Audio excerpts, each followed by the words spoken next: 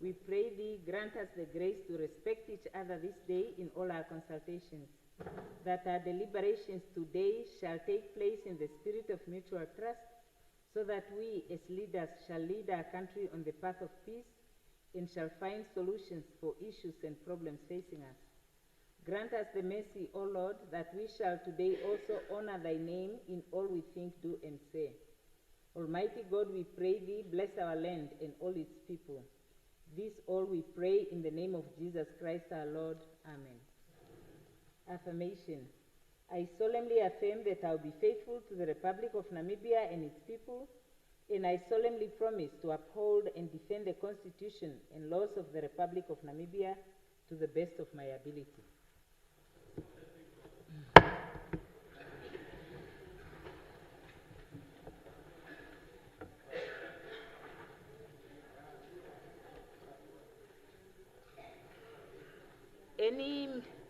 Any messages from the head of state? Any petitions? Reports of standing or select committees? Honorable Klute or Honorable Cooper? Oh, okay. No, okay. Other reports and papers? Okay, so there are no reports. Now, Honorable Cooper? I'm confused, Honorable Speaker. Honorable Speaker, I lay upon the table for discussion the joint report of the Southern African Development Community, SADC-PF's 57th Plenary Assembly Session held in Victoria Falls, Zimbabwe from 31st May to 7 June 2025. I so move, Honorable Speaker. Yeah. May the Honorable Member please table the report.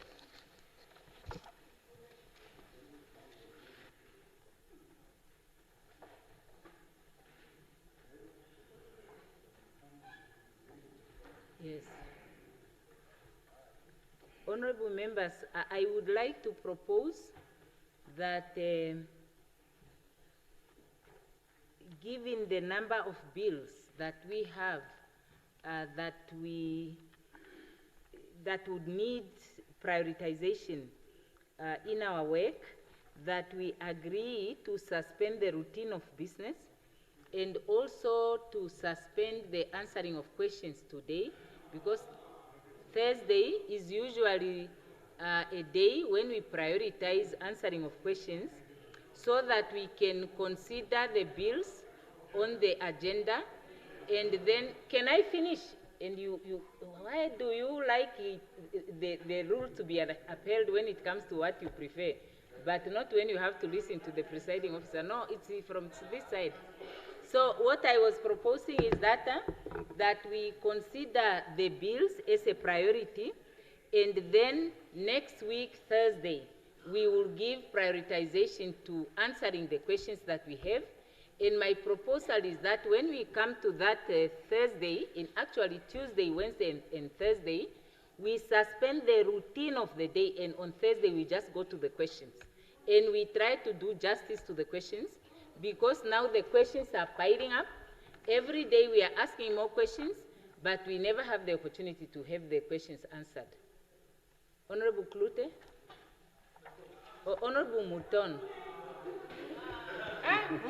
Honorable Speaker, just on a point of privilege, we have a right to ask questions in this House. We started 25 minutes late. In that time, we could have asked 7 questions. Can we please just be allowed to ask at least, we can limit it to 5 questions a day, but at least provide us with the opportunity to ask important questions, and then we can go into the debate on the legislation. Yes, Honorable Can there be a compromise that we should at least be allowed to still ask questions? Yes, you may take a seat. I can't answer until you have taken your seat. Yes, Honorable Member, you do have a right to ask questions. That is why I came to this House to consult on the matter, because I recognize the right of the members of Parliament to ask questions, and also to exercise what other rights that is guaranteed under the law and under the rules. But I'm sure that as the rules are saying, we ask questions to solicit for information. It doesn't help us to ask questions the way that we have done, and these questions are not answered. A question that is posed and unanswered is as good as not having been posed. So what I'm trying to suggest really is to say, let us focus on the bills. Then on Thursday, instead of asking new questions, when we have these questions that are asked, we just go to the answering of the questions, so that even the members of the public whose interest was aroused by the questions that we posed would also have the benefit of getting the answers to those questions. Yes, Honorable Thomas.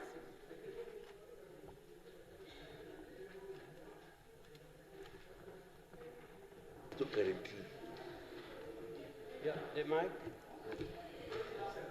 Speaker? The mic is here. Mic was on.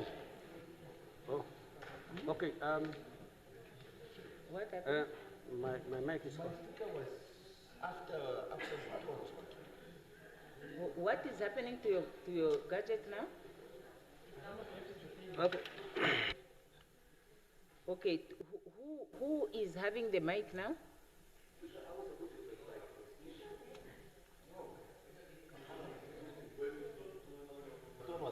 I don't know what happened. Yes, okay, now, I can see your yes, name yes. is below here now. The mic is Yes, related because back to Speaker, like, maybe you're not following your screen today, but mine was second after Honorable Muton.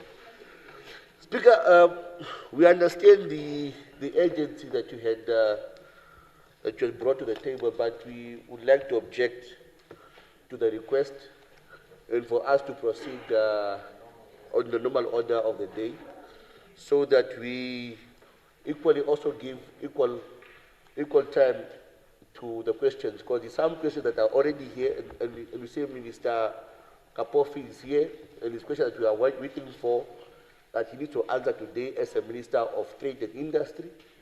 So because next week he might be out of the country. So Speaker, please just give us the honor for us to finish, to see how far we go with the answering of the questions, and then we proceed as a normal routine of the day. Thank you.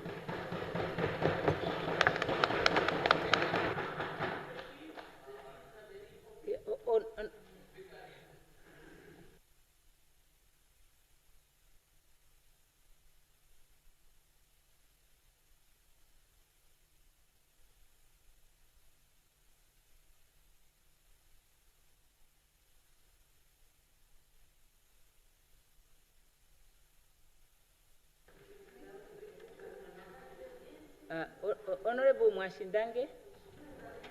Yeah, honorable members, before Honorable Mwashindange leaves, if you are able to summon some strength to just take a seat a bit, I want to share with the House that I was informed that Honorable Mwashindange has lost his grandmother today, and that he lost his grandfather 2 weeks ago. And I would like to extend to Honorable Mwashindange and his family heartfelt condolences from the Assembly. We wish all of you strength. And I would like to ask that the House rises and observe a minute of silence in honor of both his grandparents.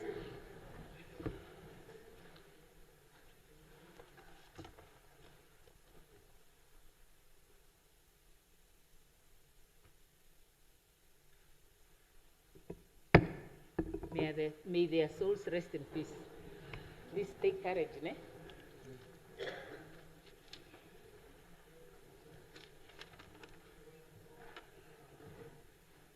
Yeah. Honorable members, okay, so in regard to the, I'm not quite sure after the second intervention whether what the honorable member is saying is that we should go through the routine of business, or he is saying it is only the answering of the questions that must take precedence as per the rules. Because, no, the routine we have agreed to suspend, and in terms of the rule, the secretary with the consultation of the presiding officer can actually arrange the order of the business of the House in whatever way. But there is a rule that says when it comes to the questions, answering of questions, on a Thursday, the answering of the questions would take precedence. So I think that's very, very important to indicate, because when it comes to questions, especially oral agent questions, that is discretionary. It's not mandatory. Now, I have noted that we have a bill that was to go through committee stage today, and after several efforts to get a quorum, we were unable to have a quorum, and that is why we postponed the adoption of the report on the SADC Parliament Protocol, and that we do have the quorum now. So I just want the House to consider what Honorable Kambala said, to say that no, we should not go to the bills, and the proposal that I have put to say that we should go to the bills so that we can come to a conclusion as to whether we should first go to the bills, and when we are done with the bills, we can come to the answering of the questions only, not the routine of the day, because that one it is already decided that we are not going to go to the routine of the day. So are we going to divide the House on that one? Yeah, I'm asking, it's up to you, it's up to the House to decide, because usually we agree on the basis of consensus, but in terms of the rules, if we cannot reach a consensus, we have to vote. Yeah, the proposal that we are making is that first, after the bills, we come back to the questions. Secondly, on next week, Thursday, we focus on the answering of questions. If we cannot agree, then it means we have to vote on it. Yeah, so yes, Honorable Kambara. Okay. Well, then I will give you the, he has the mic. Yeah, okay, Honorable Amtenya has the mic. Okay, you may take the floor. I was really disappointed that you could not detect that I had requested for the floor. Because really, Speaker, I think we need to really go back to our mandate and the mandate of this House. That this is a legislative House that is supposed to really make sure that it passes the bills, which obviously the masses that have voted us to this House is expecting to see bills that actually touch their lives and their lives. We have been speaking much about the mental bill, and all of us in this House have been saying a mental bill is something that is supposed to be passed so that we save the lives of the people who are suffering there. And I'm disappointed to see that then we have members that wouldn't want us to, it's time now to pass this bill so that we save the lives that we have been speaking about when we have been debating on this. So therefore, Honorable Speaker, I'm still saying let us start with the bills first, pass the bills, and then we continue with the answering of questions. Thank you, Speaker. Yes. Honorable Kambala, you... Speaker, last year, Speaker, give me the platform. Speaker, last year, when you're Prime Minister, there was an issue of rush bills in this Parliament. You can remember. Rush bills, 7 rush bills. Honorable, what point are you raising on? No, put the privilege. I'm just put the privilege, Speaker. I asked you, just answer. Yes, put the privilege. Huh? I beg your Speaker, pardon? You can't speak from a seated position. There is somebody on the floor, Honorable Member. They see there, yeah, cannot happen. Speaker. Yeah, so point of privilege, Honorable Yes. Kambala. Speaker, we want to do work. Every work in Parliament is very important. Everything is important. The questions that you have asked also, Belem, are coming from masses. Are coming from our masses, from our members, from Namibian citizens.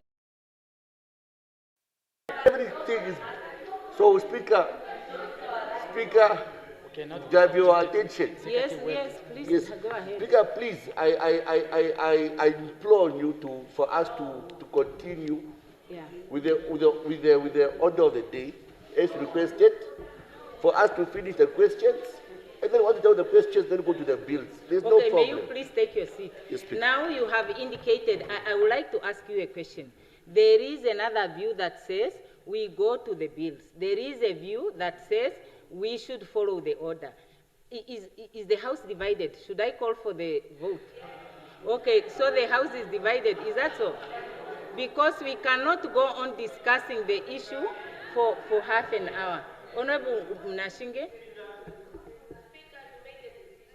No, I can't make a decision according to the rules. When there are different opinions, we vote or we reach a consensus. Yeah. So please, I will have the last person speaking, Honorable Nashinge. Thank you very much, Honorable Speaker. Thank you very much.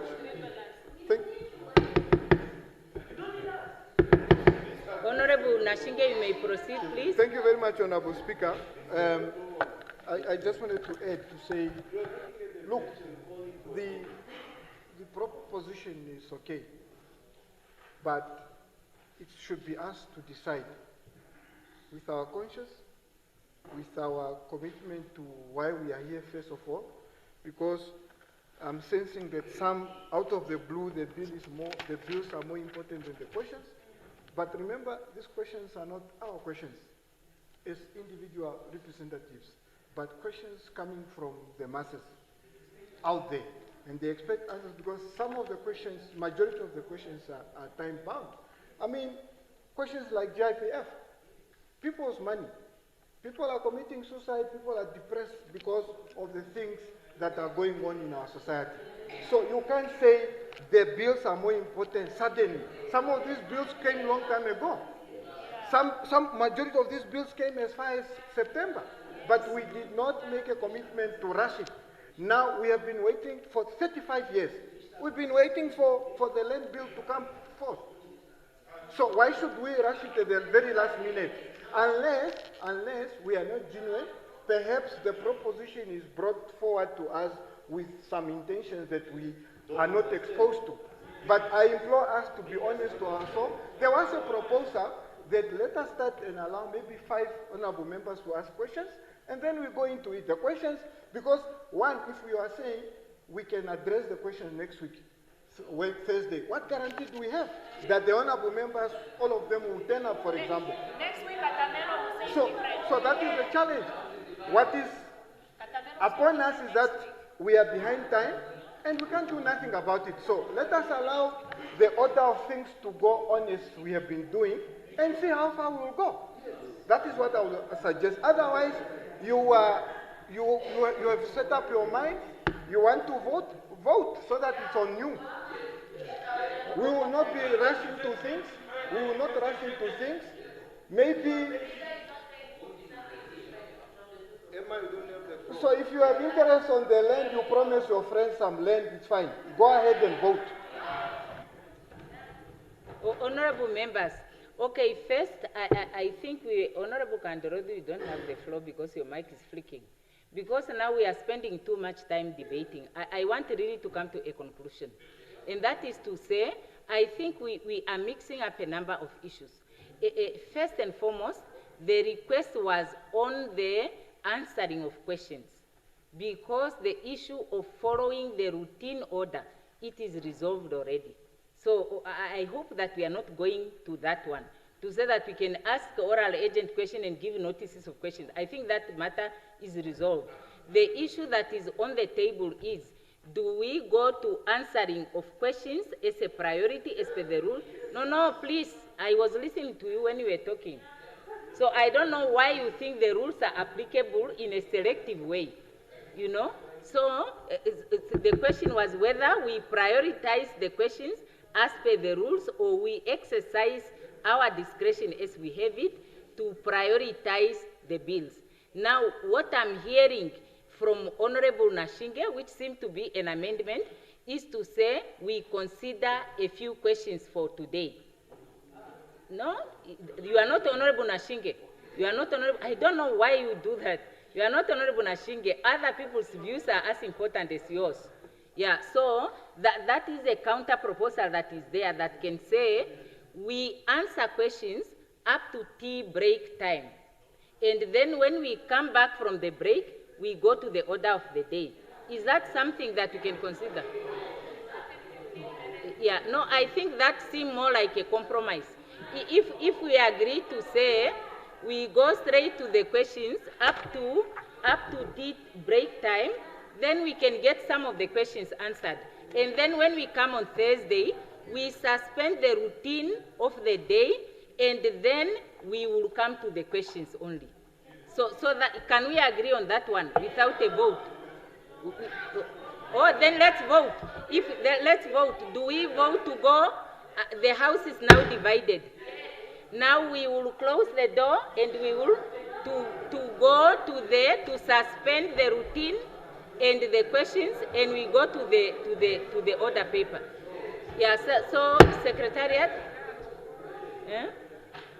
No. Let's go ahead. We have no other way. Let's vote.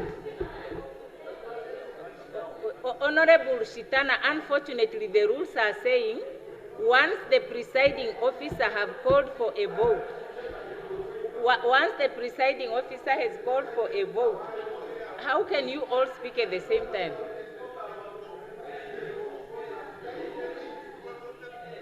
I can't hear you because you are all speaking at the same time.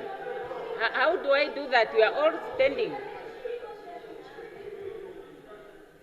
I don't know. What are you doing now? No, because you said no. You know, you said no. She said no to the consensus. Eh? Also, you are saying you are not saying no. Can you take your seats, please? Can you take your seats? I cannot engage you when you are standing. All four of you. Take your seats. Take your seat, honorable members. I cannot engage with you when you are standing. You must take your seats. And one person must ask the question. You said no to the consensus. Are you saying you are not saying no? I just want to have clarity. Was there no? So you are agreed that we answer the questions until break time. Are we agreed on that one? One person at a time. 1 minute. Yeah. So really, we cannot say the rules must be applied according to the personal preferences of certain individuals. When it's not done, you will be disruptive. No, that is not appropriate.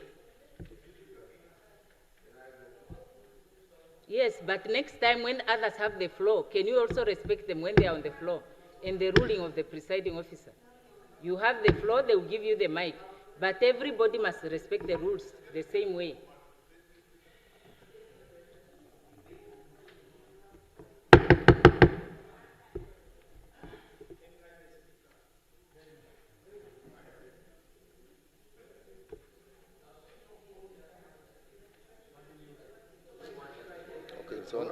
Okay, Speaker, here's the thing.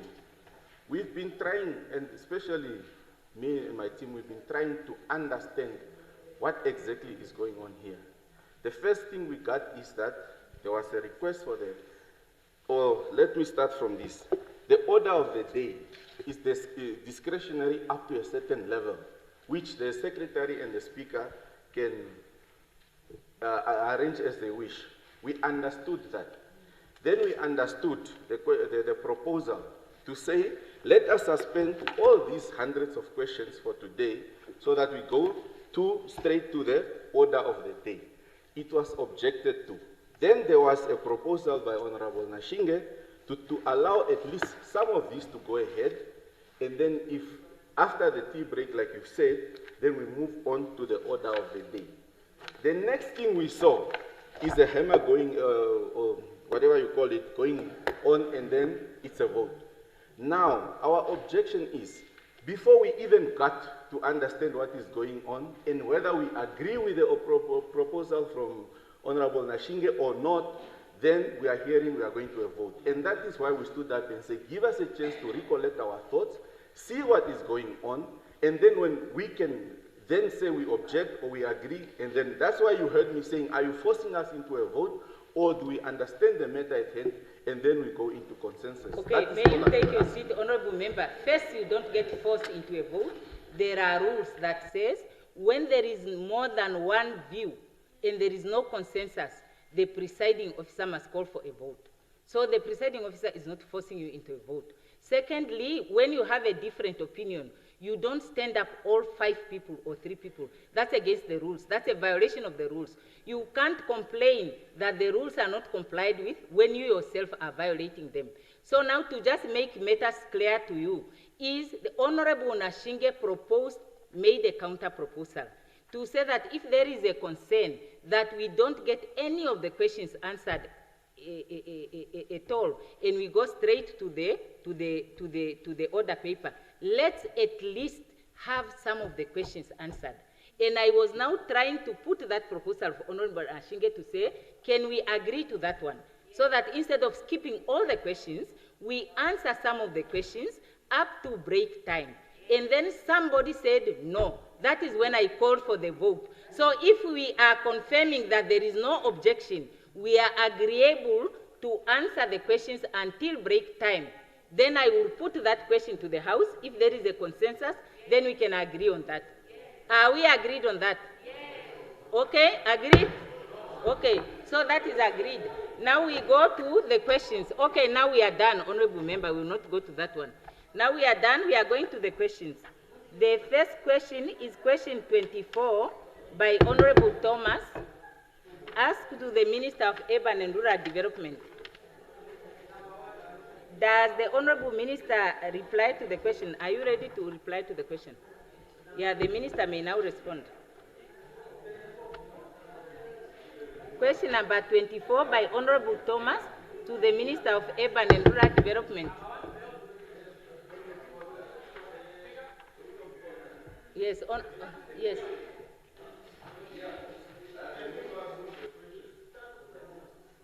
And then to the answer. Yes. Does Honorable Thomas put the question? Yes, so move. Yeah, that's a very orderly way to raise a point of order. Now, does Honorable Sankwasa, is he ready to answer the question? Or the deputy? Which one is that? Is that a notice of a motion? Oh. We passed there already, Honorable Member. Yeah, okay, now we have passed that part. Maybe we will come to it another time, Honorable. Because we agreed to skip that part, the notices. Yes, Honorable Member.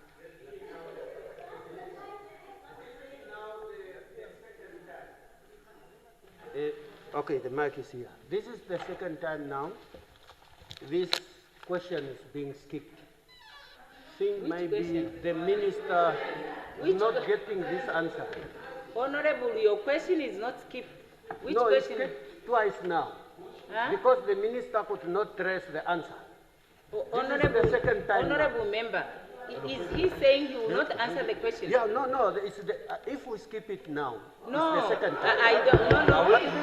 Can we wait? Can we wait, Honorable Bishop? Honorable Thomas, just wait, please.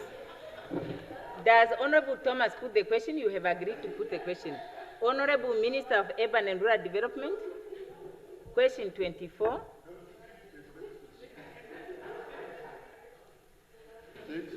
Honorable Speaker, I'm glad that the person who is persisting that the question cannot be postponed or deferred is a pastor who has been praying, never stopped praying. So he has repeatedly prayed, and there is no postponement, deferment, or rejection of that prayer.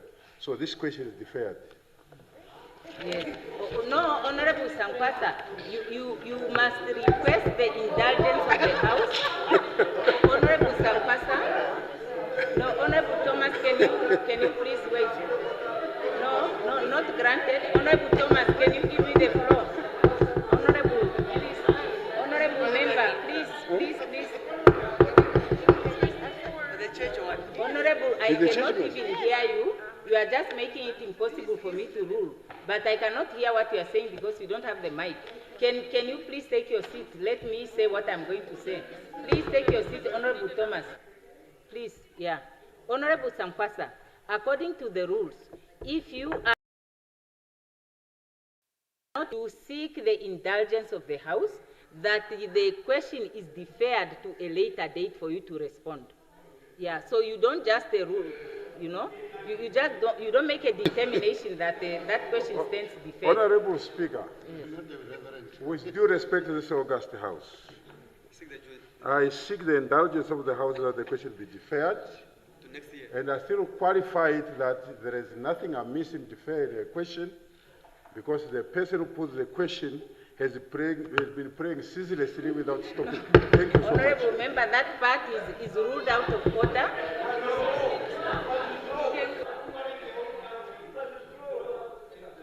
Honorable Carola, you are the one person that shows the most disrespect to the presiding officer. I am surprised that you take offense when others are not compliant. You are the one that is most disrespectful to the presiding officer. Yeah. No, you do. Very regularly. Yeah. No, I just say you show the most disrespect to the presiding officer. Yeah. Yeah. So, Honorable Thomas, you have the floor. Sangwasha. Honorable Sangwasha, do you have anything against the church of the prayer? Do you have anything? If there's nothing, can you withdraw that part? Because yes, you also, I hope you are also Christian. Thank you you are very also much. Christian. No one prevent you to pray. Honorable what is Thomas, wrong with the prayer? Thank you very much. Honorable Sangwasa, are you not praying at your home? That one. Withdraw, please. Honorable Speaker, can you sit? I want to respond. Honorable Thomas. I want to respond. Honorable Thomas, your point is taken. Yeah. Okay, may you take your seat. Now you have made your point. I am now requesting Honorable Sampasa to please withdraw the comment. I'm sure he... Honorable Speaker, I withdraw. Very good. But I have nothing against the church. We can debate it outside. You just withdraw and it ends there. Yes, thank you very much. Now the next question is one by Honorable Motu, question number 28, by Honorable Motu to the Minister of Works and Transport. Does someone put a question on behalf of Honorable Motu? Unfortunately, the rule says that the question must be put on.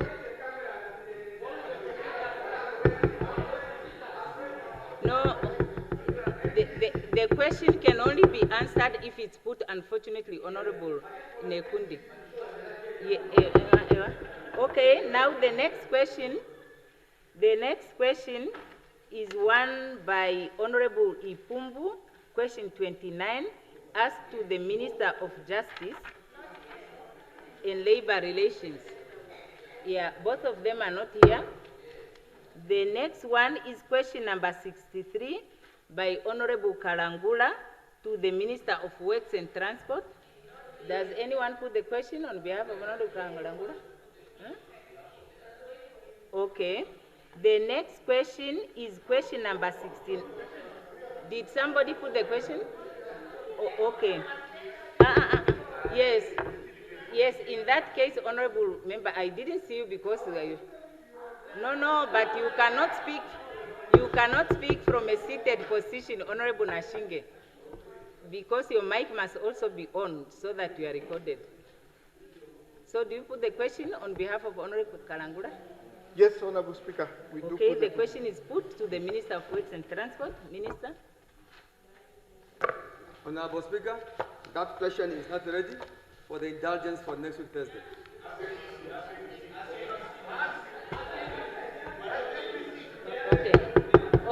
Okay, honorable members. Okay, honorable members, the next question is question number 69 by Honorable Mvula to the Minister of Works and Transport. Does someone put the question on behalf of... No, they are not here. So the question is not put.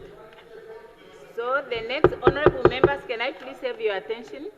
The next question is question number 75 by Honorable Thomas to the Minister of Education. Honorable Thomas, do you put the question? Minister of Education or Deputy Minister, can you answer the question? Are you ready to answer question number 75? Honourable Minister, I'm not delegated to answer that. Honourable Speaker, I'm not delegated. I thank you. Yes, thank you. Unfortunately, yes, the responsibility rests with the ministers primarily. Yeah, the next question is 77, asked by Honorable Thomas to the Deputy Prime Minister, to the Minister of Fisheries. Yeah, there is an acting Minister of Fisheries. Does Honorable Thomas put the question?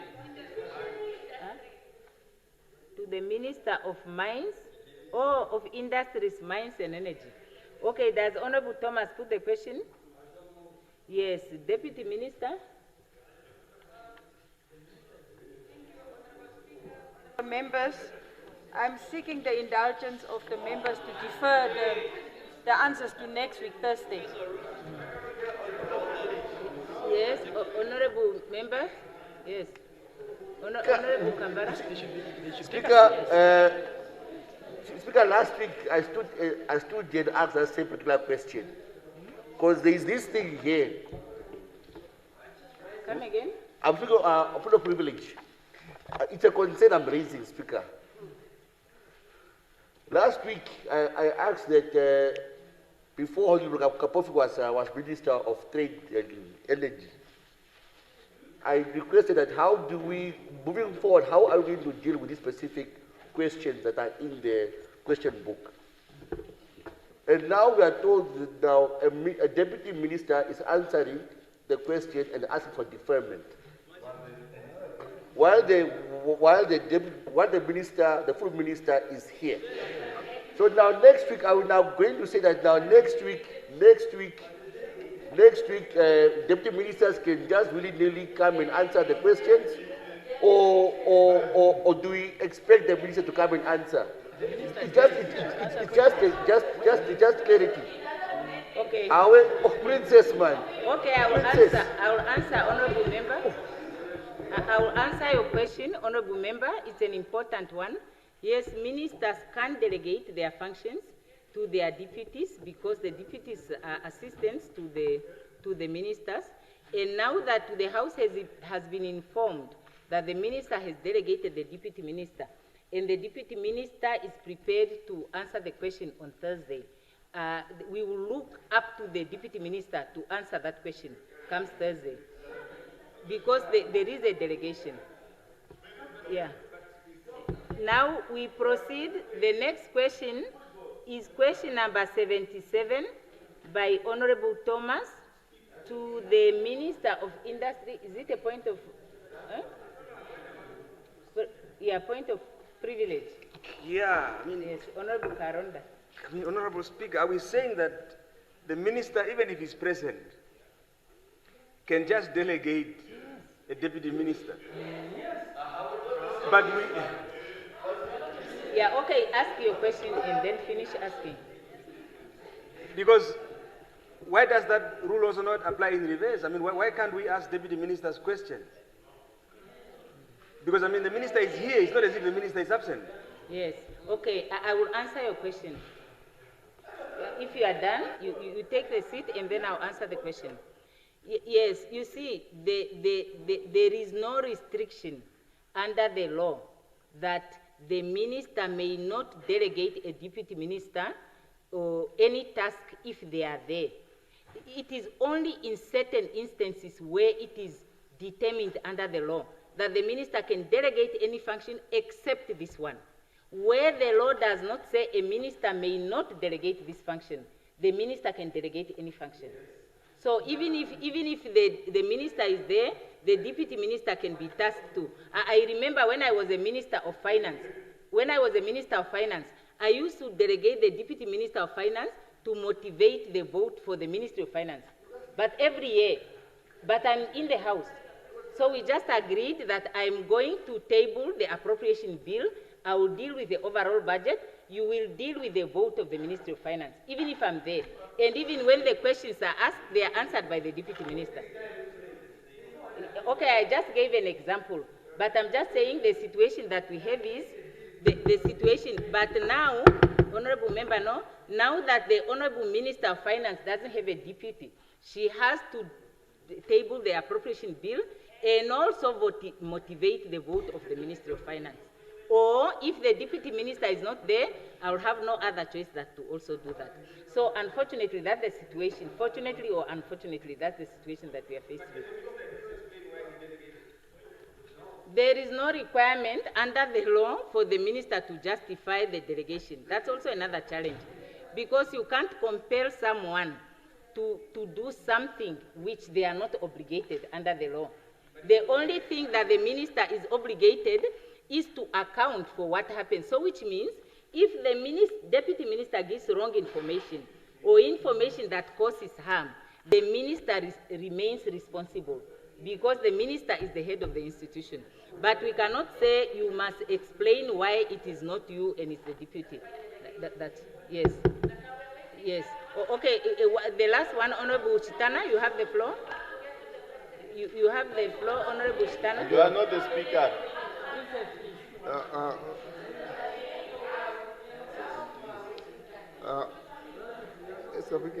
Honorable yes, Speakers, okay, can we hear Honorable Chitana? yes, Honorable Speakers, I understand what is happening, and it's good. I like it that way. But the problem is that if the minister delegated the deputy minister to take charge of the answering of the question, she could have answered the question because she was delegated. If the minister was delegated, she's supposed to answer to the question. But now the minister is here, insists of the minister to stand and say, I defer the question. They all agreed that they are not going to answer any questions today. Xinjiang. I dare you. Answer one question today. I want to see. Hold on. I understand the issue here. That's why. Wait, hold on. We have now 3-4 ministers that are deferring questions. That means the They are day not of interested. today, they did not prepare to come answer question. They came to push. For the order of the day, we can see the agenda deal. bill, which I'm against it. You want That cannot be consensus, you want correct us to work to be together, full. but you want We are to not play kids. games. No. We are not kids. Yeah. Honorable So that's why we Chitana cannot has be the full floor, here. please. Yeah. 3 people didn't answer Honorable questions. members. You If can the see second the minister, game whoever here, is going to say, when you to ask defer us the to be questions, genuine, we are going to walk otherwise out. We are not here for it's fun games. Answer That must be clear. Yes, Honorable Chitana, I think I have answered the question about the delegation, because the deputy minister did not say she will not carry out the delegation. She only said she seeks the indulgence of the House to answer on Thursday.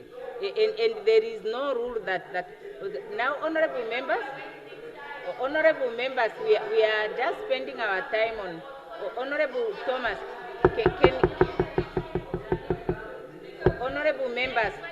Honorable members, Ewa, honorable members, can we please listen to one another? Honorable members, can we try to follow the order to the questions? Yes, Honorable Thomas, can you be the last person, please? And we go to the questions. Honorable Speaker. Yes, please. I think in this answer, this question, Honorable. I'm saying, what I'm saying. There is a member on the floor, honorable members, on a point of privilege. Can we agree that you will be the last and we make an attempt to continue, please? I understood. To do a point of privilege. No, in terms of the rules, the presiding officer can decide to decline points of order and points of privilege if that is taking up too much time of the House, honorable members. So, yeah. 1 minute, Honorable Thomas. Okay, what I'm saying, I understood the way we are dealing with this question. Because I see, I don't want also to get a rough question. I want to get a really question what I ask. The answer. I see ministers, they are not ready. They are not ready. We understand, I understand. Can we postpone? Can we? I don't have problem. Honorable members. Honorable Nekundi. Honorable Nekundi. Honorable members. Honorable Nekundi. Honorable Nekundi. Honorable members. I'm not disputing with you. Because what is the reason of looking postponement of the question? It means you did not prepare. That is all. I understand it. I understand. Me also, I don't want to get a rap answer. I want to get the real answer. If you postpone, it's fine. But what I'm saying, let us not decide let us not take the right of other people. I feel like minister must go and prepare and come and answer for me on my behalf. Very good. I'm not blaming you. Okay. I'm not blaming. I know the situation. I know. Very good. But please make sure, Honorable Minister, to answer our question fairly, instead of now provoking us. Okay, It's honorable not the right members, thing. you have made your point. Honorable members, I think we are agreed here that please the honorable ministers will on Thursday when they come, let us make an effort to make sure that we come and we answer these questions. And the honorable members, I am suggesting that when we come, we should be brief and to the point so that we go through this document. Because when these questions were asked, there are people who come every Thursday to sit before TV or radio to hear the answers to these questions. So let us just agree that on Thursday, we are going to come here at 2:30. All the ministers would make the arrangements for their questions to be answered. Can we not agree on that one? Huh? Yeah. No, honorable members, let's not rise on point of order anymore. No, honorable members, please, let's not do that. Let's try to continue now with the question until break time. Okay? Yeah. So we were at what? We were at question 7. No, we got a request for deferment of 77. Now we are at 78. Honorable Motu to the Minister of Education. Honorable, they are both not here. And the question number 80, Honorable Ampanda to the Right Honorable Prime Minister. They are both not here. Then question number 81, Honorable Kandorodu to the Minister of Agriculture. The Minister is not here, the Deputy is here. Honorable Kandorodu, do you put the question? The Deputy is here. I cannot ask her because the question is not put. I was denied access to talk in his house. Speaker, look what happened at the Ministry of Mines and Energy. The President could not appoint a deputy minister as an acting minister. What point are you right? Because I called upon you to ask whether you put the question. Are you putting the question or you are Okay, I posed the question. Yeah, very good. So is the deputy minister delegated to respond to the question?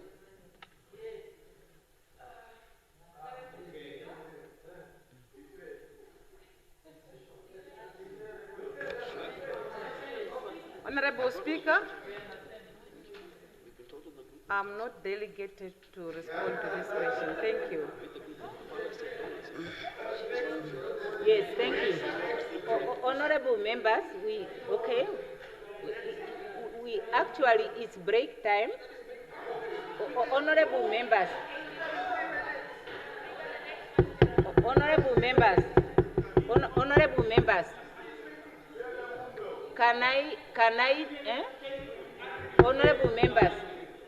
I want us to conclude this item.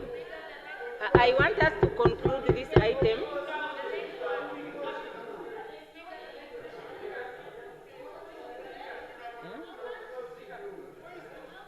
Yeah. Honorable members, we are now at break time. I will maybe consider one point of privilege from Honorable Haikola.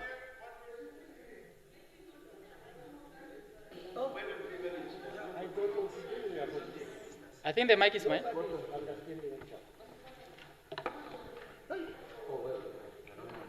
Speaker, the mic is here.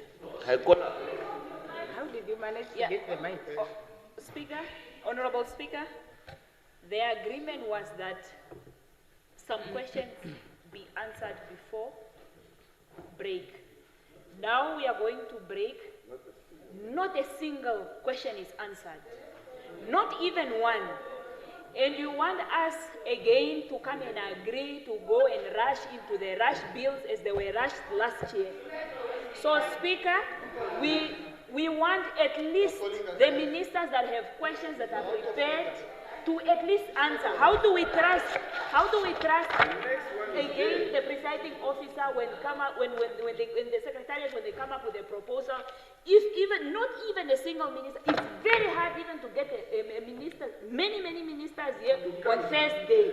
So I propose that, I understand it's break, but at least the ministers that have questions like, yes, the questions, at least they must put them, Speaker. Questions such as Meshafuta and at least answer them.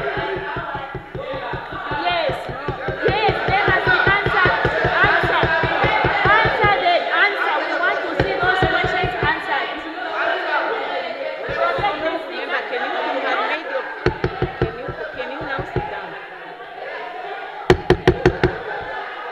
Honorable members, can you sit down? No. Honorable Cover.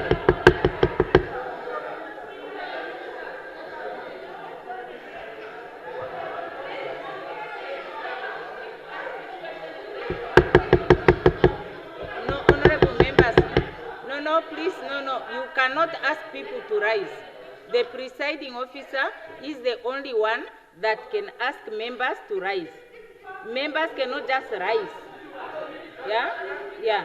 The members would rise. May you please take your seat. You have made your point. You made the point of privilege. You have made the point. No. You have made the point of privilege. The presiding officer will make a ruling. We had made a ruling at the beginning, the presiding officer, to say that we will go to the questions, to the answering of questions until break time. Yeah, the proposal that I came with was to request that we take the questions to next week, Thursday, because that gave me an opportunity to also reach out to the leader of a government business and say, can you mobilize the ministers to be here on Thursday and answer all the questions? But when I put that proposal, the proposal was not agreed to.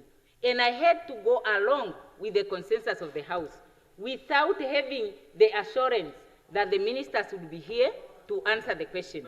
So, no, that's not the point. The presiding officer cannot, and also you cannot ask a question from a seated position. Honorable members, let's please understand one another. I always say, you see, in order for us to reach an agreement, we have to listen to one another. A person cannot say, I'm not listening, but I want to be listened to. It can't work like that. So we have made an attempt to answer these questions. We are now at this point where we have to go on break, and the ruling was that after the break, no, honorable member, I have given you the point of privilege several times. So please, the House will now rise for a break of 20 minutes. Honorable, I have already asked the House to rise, honorable member. Yeah. We have stood up already.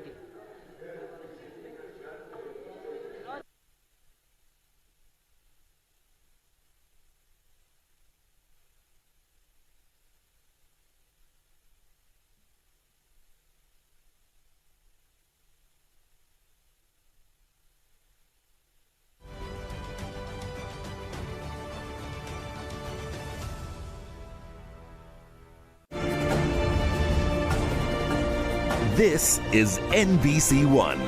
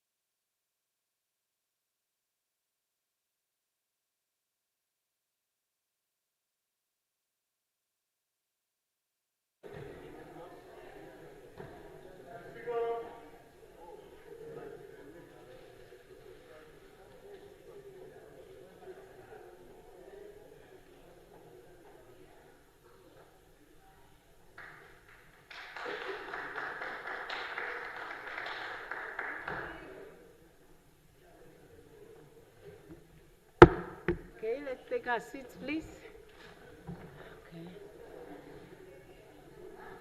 Okay. Okay. Thank you. The secretary will read the first order of the day.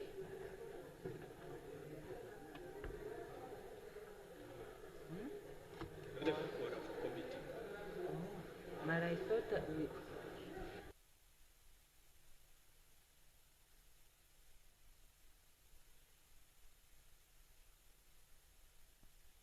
So can the front desk please confirm the quorum before we proceed with the order of the day?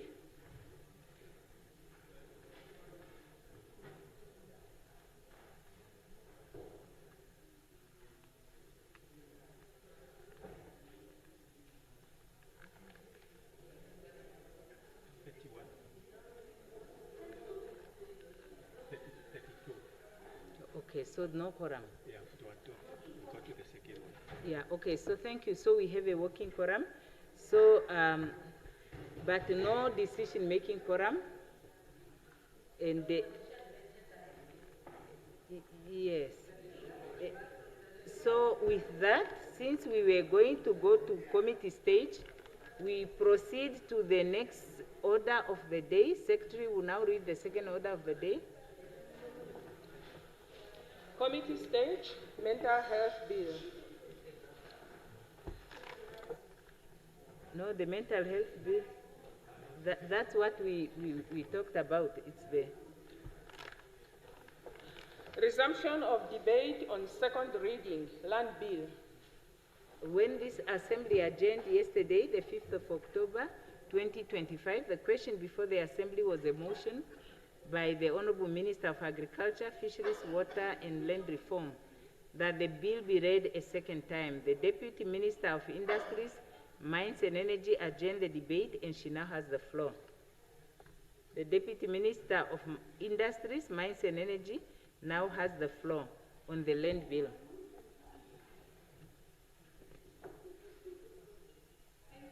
Honorable Speaker, honorable members, I already make my contribution on this bill. So I therefore request maybe another member to contribute. Thank you. So, but I support the bill. Any further discussions on the bill?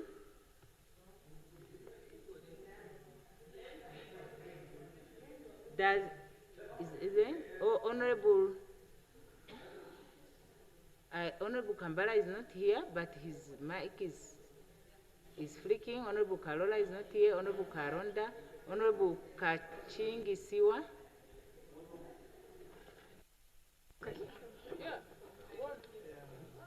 Yeah, Honorable Speaker, honorable members, I just want to contribute on this very important bill. I will contribute on the establishment of the Communal Land Development Fund, and I will also look at the role of financial institutions in supporting agricultural land development in communal areas. So to start with the establishment of the Communal Land Development Fund, the initiative represents a transformative step in the country's land reform agenda. It is designed to unlock the economic potential of communal land, encourage agricultural development, and facilitate access to finance for farmers. Let's look at the benefits, and it is endless. I will just mention a few. Infrastructure development, such as water supply and fencing in communal areas. This will also support regional land use planning and tenure security through land registration and demarcation. This may also lead to increased land productivity. This will also change the current tenure system by providing the tenure security and land rights through the registration of communal land rights. It will further provide farmers with legal recognition of their land, with also encourage long-term investment in land improvement. What follows is that the farmer could use land as collateral for loans once rights are formalized. This initiative will promote and encourage community-driven development, allowing local farmers and traditional authorities to participate in land use planning, decide on infrastructure priorities, and take ownership of agricultural projects. So I'll move to the next one, which I mentioned before. Role of financial institutions in supporting agricultural land development in communal areas. Institutions like AgriBank, NetBank have introduced specialized products for farmers tailored for agricultural financing. This can be extended to communal areas. This will require coordination and collaborations with the government institutions and the traditional leaders. These financial institutions have financial products such as short-term loans for seasonal inputs. This will include seeds, fertilizers. Medium-term loans for livestock and equipment, long-term loans for land acquisition and infrastructure development. These products are increasingly being adapted, match the seasonal income cycles of farmers. Other flexible repayment options. It can be monthly, it can be quarterly, it can be annually, and support sustainable practices, including renewable energy solutions. So with this short contribution, I support the bill. Thank you. Honorable Abraham. Thank you, Honorable Speaker, Honorable Member. I rise to add my voice to the tabled motion on land bill. The land question in Namibia remains one of the most urgent and divisive issues our country has faced, both before and after independence. It requires decisive and accelerated intervention, particularly in improving the piece of land delivery to our people. The land bill seeks to redress the historical injustice brought about by European settlers and the apartheid regime, which unlawfully occupied vast tracts of land, replaced communal land ownership with private control, and displaced indigenous communities from their ancestral land. One of the key provisions in this proposed legislation, which I fully support, is the recognition of communal land as bankable. This progressive measures will empower our people to raise the necessary capital of economic activities, thereby reducing the dependency syndrome that continue to trap many in a various cycle of generational poverty. In alignment with Swapo Party election manifesto, I urge that we are re-examine the current requirement of 10 years of experience to serve on the land tribunal.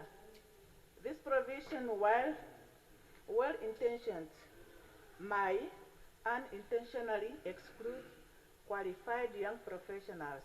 I therefore propose that we review it to promote youth participation, ensuring that the voice of talented and young Namibians are represented in our land governance process. Therefore, honorable members, I proudly add my voice to support this land bill. Thank you. Honorable Nekundi. Thank you very much, Comrade Speaker, honorable members. First and foremost, I rise to support this very important bill, a bill that intends to address the imbalance insofar as the land is concerned in our country, cognizance of our historical context, and many other issues that are matters being affected by the issues of land in Namibia. However, However, Comrade Speaker, Honorable Minister, one should really appreciate the effort that the government continue to make, with the understanding that land is not a 1 + 1 which becomes 2. It have too many issues with a number of emotions running, and a number of communities and families were and are still the victims of land expropriations, as well as the matters that were perpetrated against our people through the number of legislations passed during the colonial era. However, Honorable Deputy Speaker, my taking the floor today here with that whole appreciation and understanding is really the issue of the inheritance. Inheritance insofar as communal lands are concerned. And I want to say this for the appreciation of the House and everybody out, to put in context of what I'm trying to put across. You will have a family, parents who have children. Ordinarily, the land first will be on the name of the husband. I'm not saying ultimate, but I'm saying ordinarily. When the husband passes on, ordinarily, again, the husbands are the one who passes first. No, I'm saying ordinarily. It's fact. Whether I'm saying, you must understand the word ordinarily. That's what I'm saying, ordinarily.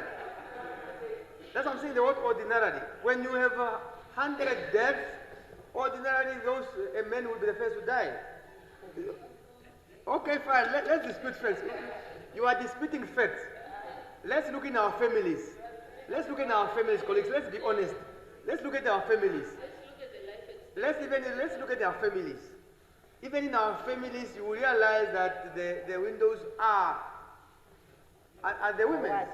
Ordinarily. Yes, we can dispute, but those are facts. And even scientific-wise, it's even scientific that men normally goes first because of number of issues. Now, when they passes on, when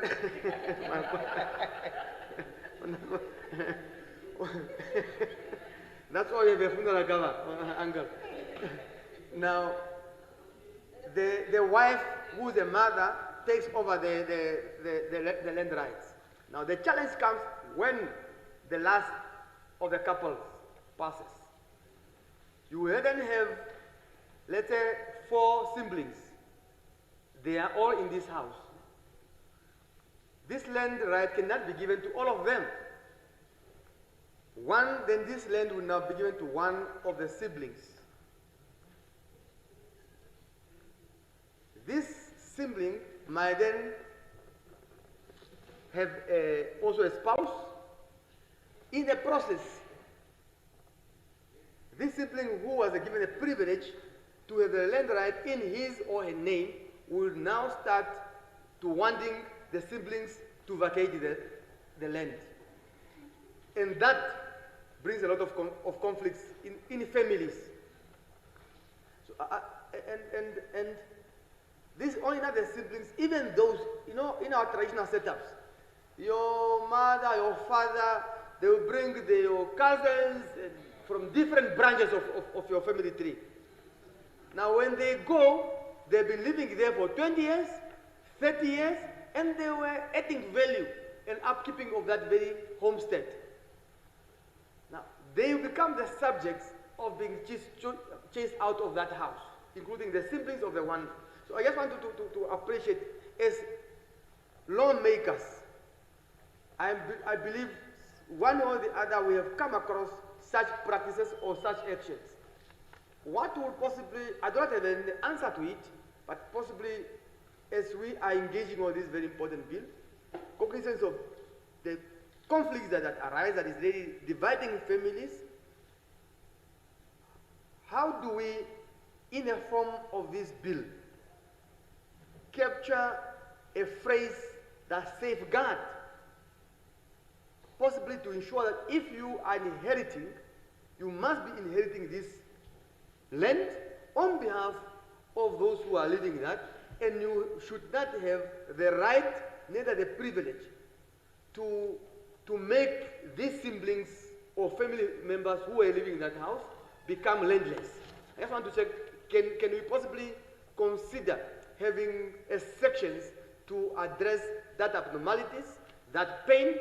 Above all, Honorable Speaker, yesterday the Honorable Minister of Health was responding to a very much important mental health bill.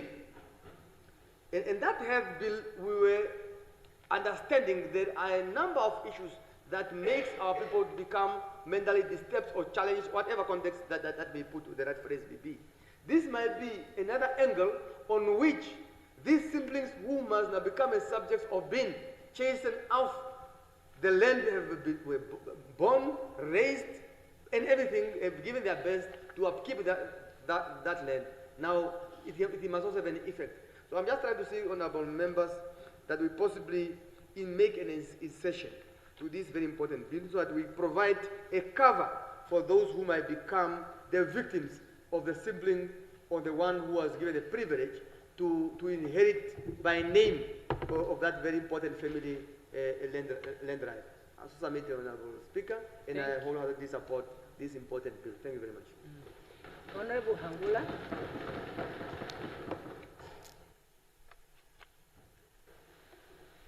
Thank you very much, Honorable Speaker. I would like to make my contribution to this very important land bill.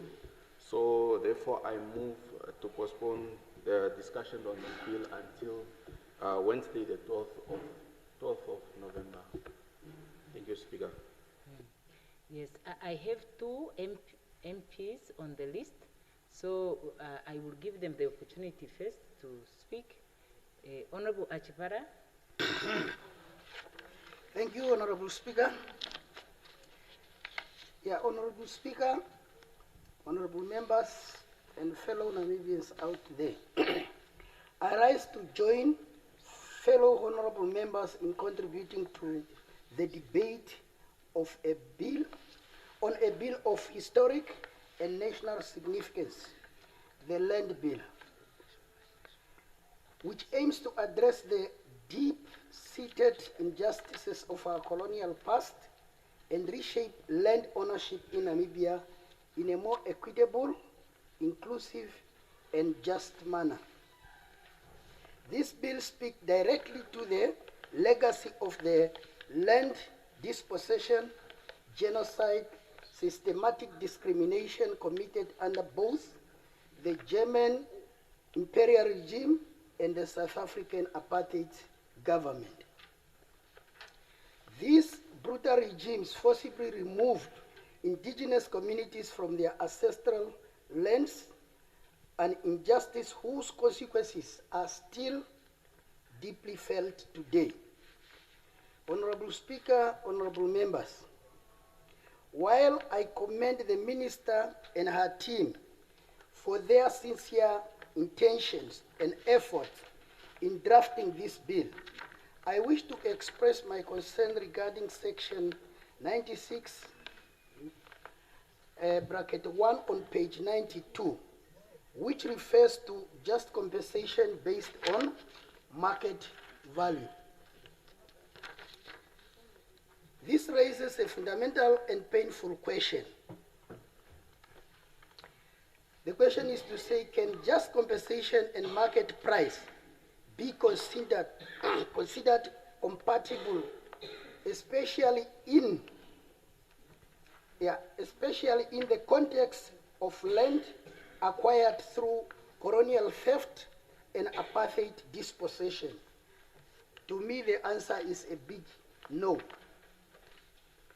So, to avoid legitimizing genocidal land grab and apartheid forced colonial land expropriation, I propose the bill should clearly define just compensation to reflect our unique historical context. It should clearly and unambiguously distinguish between improvements made on the land, such as buildings, fences, etc., any improvement which may warrant compensation, and the land itself, which in many cases was obtained without consent or compensation under colonial law, shouldn't be part of the compensation. Honorable Speaker, honorable members, therefore I strongly recommend or propose that this bill direct to say just compensation be limited to improvements only and not to include the value of the stolen or forcefully exploited land during the heinous past injustices. And another is, I want to refer to Namibian laws that also prohibit possession of stolen or unlawful unlawful properties.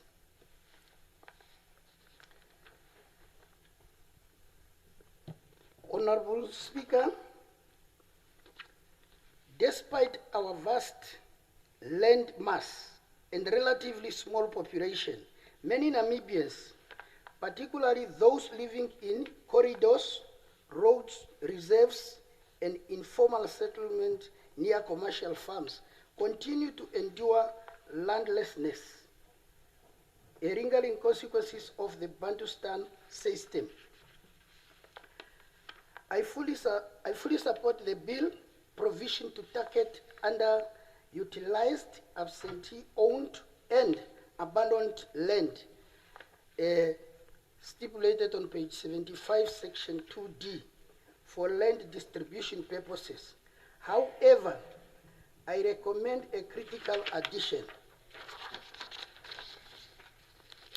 The bill should also target land held under multiple ownership, which perpetuates concentration and inequality in land holding.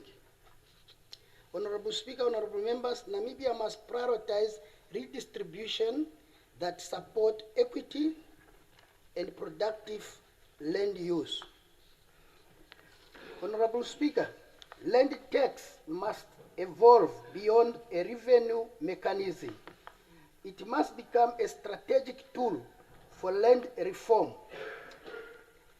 A progressive land tax regime will bring about the following: generate much needed funds for the land acquisition and support services, discourage excess and idle land holding, penalize absentee ownership, and mostly importantly, encourage productive, sustainable land use. Honorable Speaker, honorable members, this will not only open up land access for the landless, but it will also stimulate agriculture, employment, rural development, contribute directly to Namibia's GDP and food security. Communal land right, under the current provision, communal land allocations are limited to the following: 50 hectares under customary rights granted by the traditional authority, and 0 to 100 hectares for leasehold granted by the regional land boards. While understandable in principle, these uniform limits may not reflect the realities of agricultural viability in different agroecological zones. Honorable Speaker, honorable members, similarly, I propose that this bill allow for the definition in maximum sizes in hectares for commercial agricultural land of various economically viable units per region or ecological zones based on factors such as soil fertility, rainfall, and carrying capacity. This will ensure sustainable livelihoods, efficient and effective food production for commercial purposes. It is real sad to find too much land mass in one man of family hands. Communal land, Honorable Speaker, honorable members, I welcome the proposal to establish a communal land fund stipulated on page 20, Article 16. If properly resourced, transparently managed, and effectively implemented, this fund can achieve the following.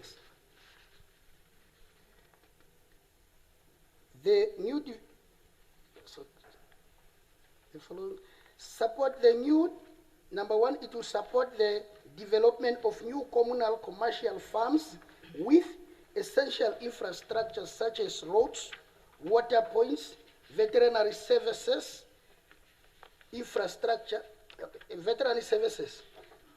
shift the supply and demand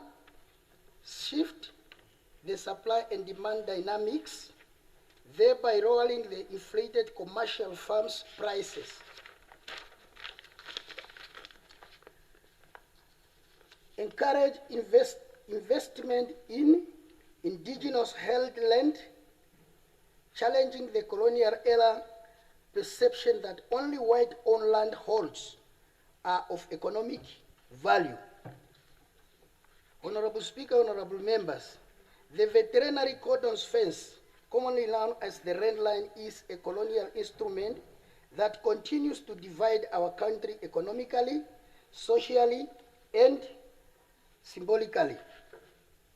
While its original aim was disease control, today it hinders the commercialization of northern livestock, perpetuates economic exclusion, and undermines national unity. Honorable Speaker, honorable members, this bill must outline a clear science-based plan for transforming the Red Line into a purely veterinary tool, clearly indicate a phased removal strategy, and ensuring equitable modern regional disease control mechanisms are in place. This is not just about livestock. It is about breaking the physical and psychological barriers of our colonial past. In conclusion, Honorable Speaker, honorable members, I commend the Minister's bold and patriotic stance to prohibit the acquisition of land by foreigners. However, the bill must go further by closing potential loopholes, such as land acquisition through foreclosures by foreign-owned banks or leasehold abuse, by ensuring that Namibian land remains under the Namibian ownership or control, regardless of financial or legal instruments in place. Honorable Speaker, honorable members, let this not merely be another legal document. Let it be a transformative instrument of restorative justice, a tribute to the souls lost through colonial dispossession, and a beacon of hope for every landless Namibian. Let us, through this bill, rewrite the narrative of the land in Namibia, a narrative of empowerment, healing, and national dignity. With these reflections and proposed amendments, I declare my full support for the land bill. I so submit. Thank you. Honorable Ashipala Musavi.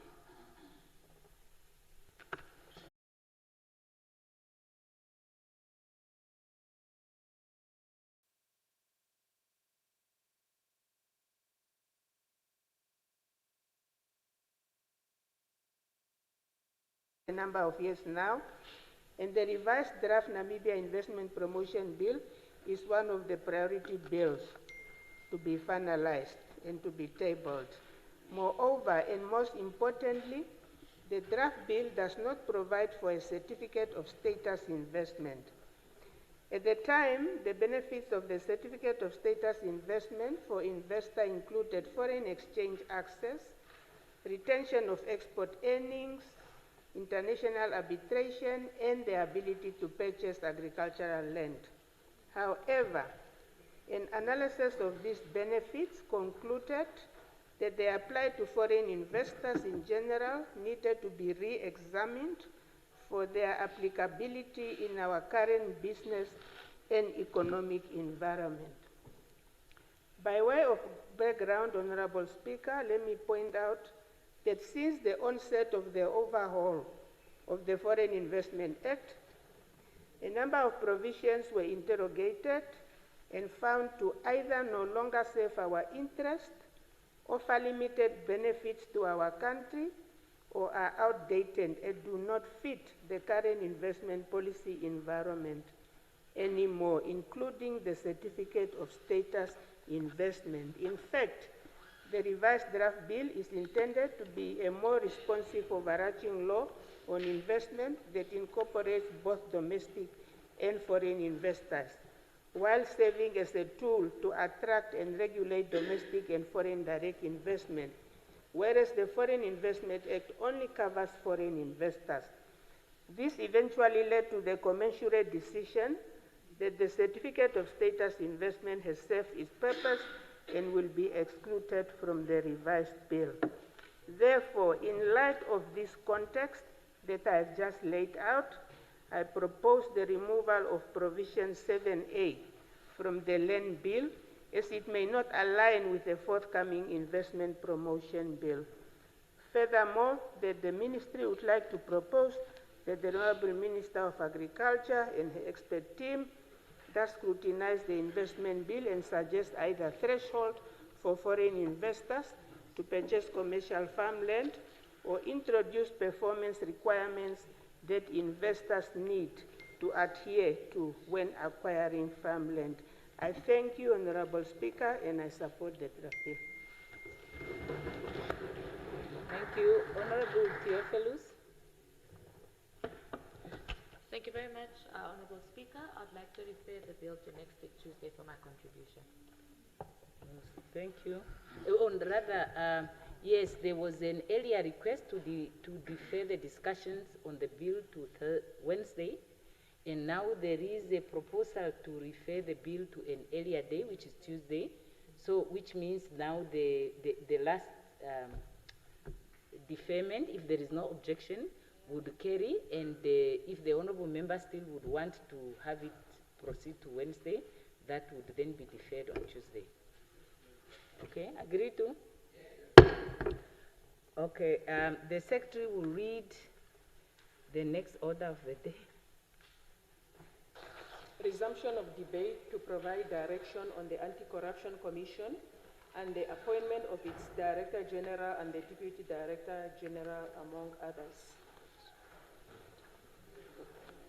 Okay, that's the third order of the day. When the Assembly adjourned on Tuesday, the 7th of October, the question before the Assembly was the motion by Honorable Kambala that the motion be referred to a parliamentary standing committee for further investigations and report back to the Assembly. The Honorable Minister of Justice and Labor Relations adjourned the debate, and he now has the floor. The Minister is not here. Any further discussions? Honorable Kambala is also not here. Is there anyone that would, because now Honorable Kambala cannot reply, then nobody can defer for the minister. Yeah, Honorable Cooper.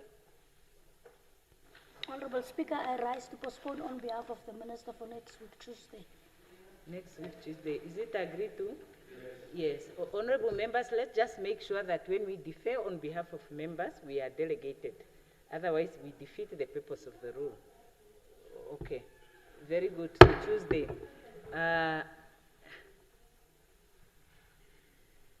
Okay, now the secretary will read the fourth order of the day. Resumption of debate to reduce the working age from 18 to 16. When this assembly adjourned on Wednesday, 24th September 2025, the question before the assembly was a motion by Honorable Kalola that the motion be referred to a parliamentary standing committee for further investigations and report back to the House. Honorable Abraham adjourned the debate and she now has the floor. Not here, no, she's here.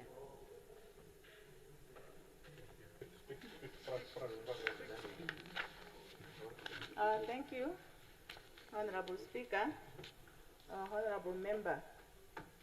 I rise to contribute to the motion tabled by Honorable Kalola on the proposal to reduce the voting age from the current provision of 18 years to a newly proposed 16 years. Allow me to draw your attention to Article 15, Sub-Article 2 of the Namibian Constitution, which states, and I quote, "Children are entitled to be protected from economic exploitation and shall not be employed in or required to perform works that is likely to be hazardous or to interfere with their education or to be harmful to their health or physical, mental, spiritual, moral, or social development. For the purpose of this sub-article, children shall be persons under the age of 16 years. As a guardian of the supreme law, we are entrusted with the responsibility to act with wisdom, sobriety, and foresight. Let us not grow weary in exclusive of our constitutional mandates. I wish to focus on the portion of the articles which reads, to interfere with their education or to be harmful to their health or physically, mental, spiritual, moral, or social development. This proposed reduction in the voting age would, we thought, interfere with the natural process of childhood development, and it risks robbing our children of their formative experience and placing adult responsibility upon young shoulders that are not yet ready to bear them. We must remember that many of our children already face challenging circumstances, including child-headed households. Our forefathers, in their wisdom, recognized the importance of protecting children from such undue burden when they enshrined the safeguard of the Constitution. Children at the age of 16 lack the maturity, life experience, and exposure to fully comprehend the complexities of governance, policy, national development. As such, they must be protected from all forms of exploitation, including political exploitation. Furthermore, this proposal carries significant legal implications. Lowering the voting age would require amendment across multiple laws, potentially undermining the existing legal protection afforded to minors. Namibia, as a signatory to the United Nations Convention on the Right of the Child, is obliged to uphold international standards that define a child as any person under the age of 18. Honorable Member, we must also acknowledge that children are particularly vulnerable to peer pressure and external influence. Allowing them to participate in political process prematurely could expose them to manipulating, thereby compromising the integrity of our democratic institution. Therefore, honorable members,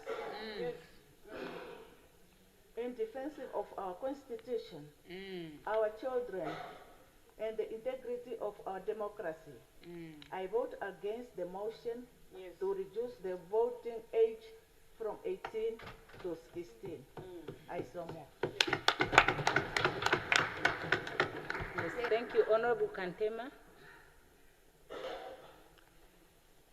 Thank you, Honorable Speaker, honorable members.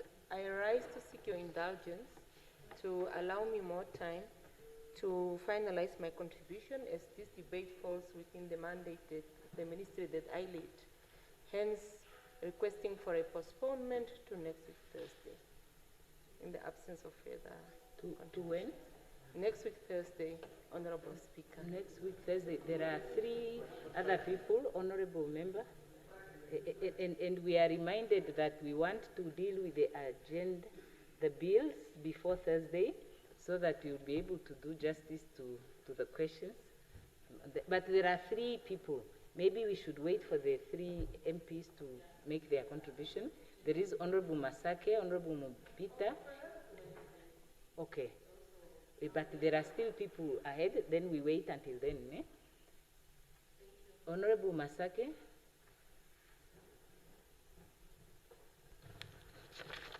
Honorable Speaker, thank you for the opportunity to contribute to this very important debate on the proposal to reduce the voting age from 18 to 16 years.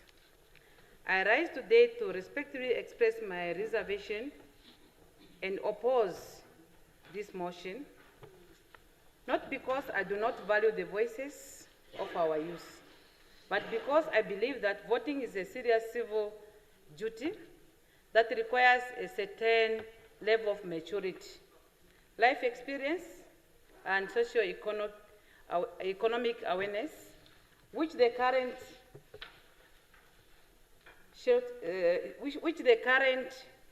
of 18 years is of better understanding than the proposed one.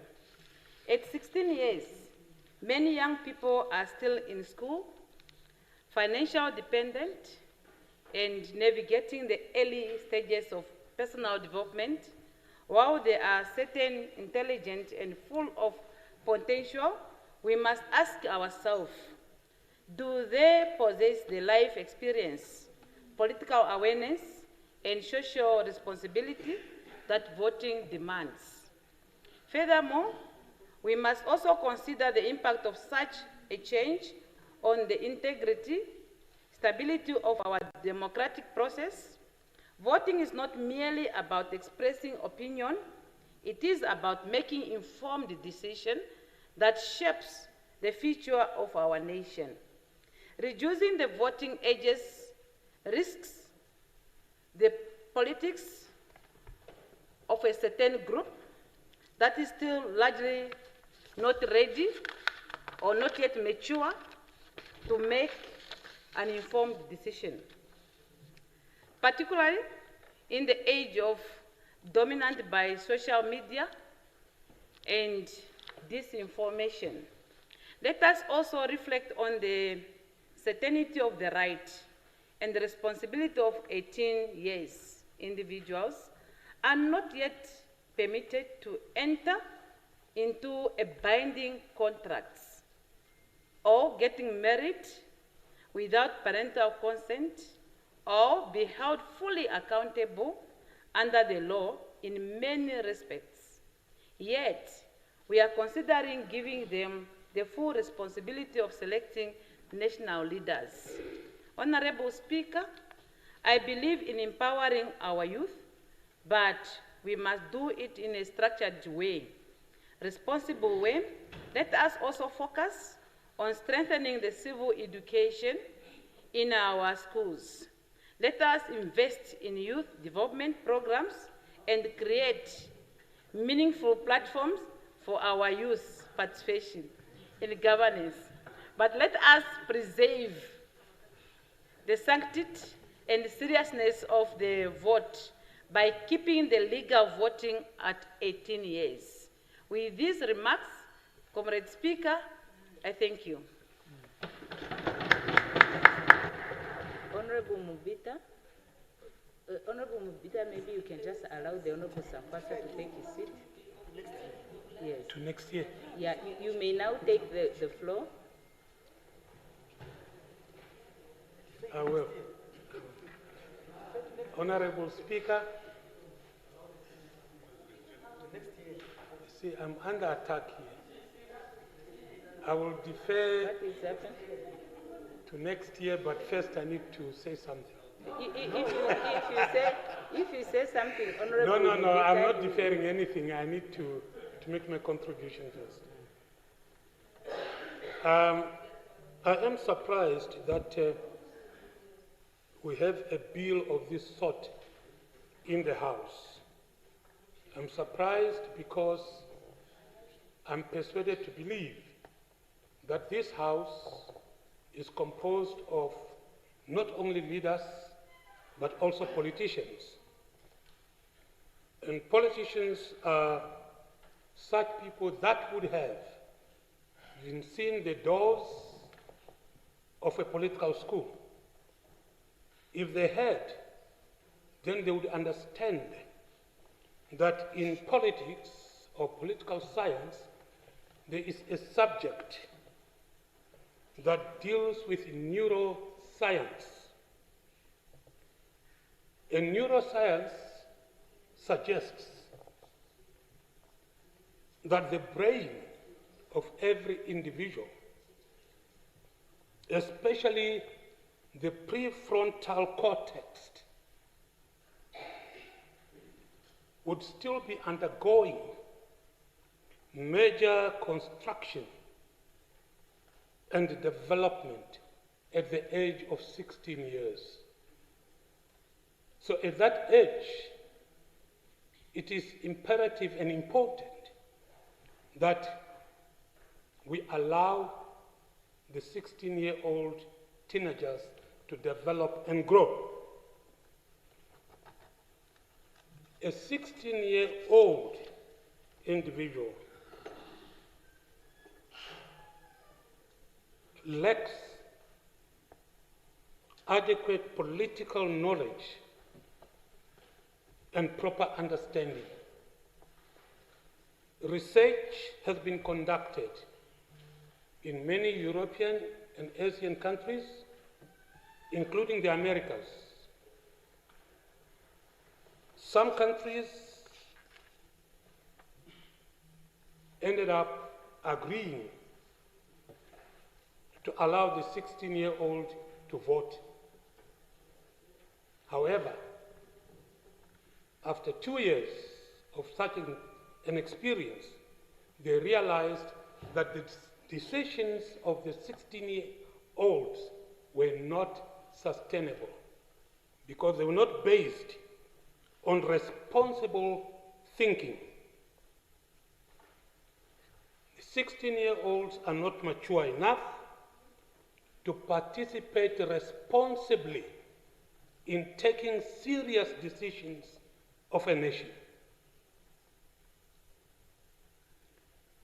They are not neurologically and physiologically mature enough to be responsible citizens who take decisions on behalf of nations.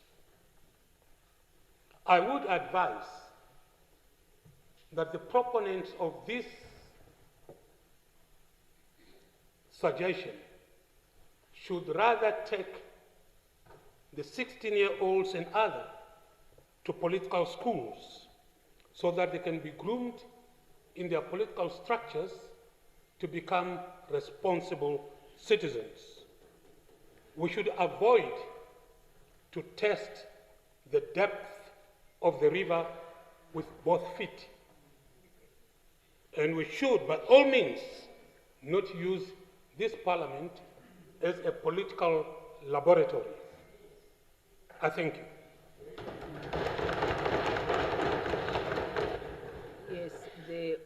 Kantema may now take the floor and propose the adjournment. There are no more MPs requesting for the floor to speak.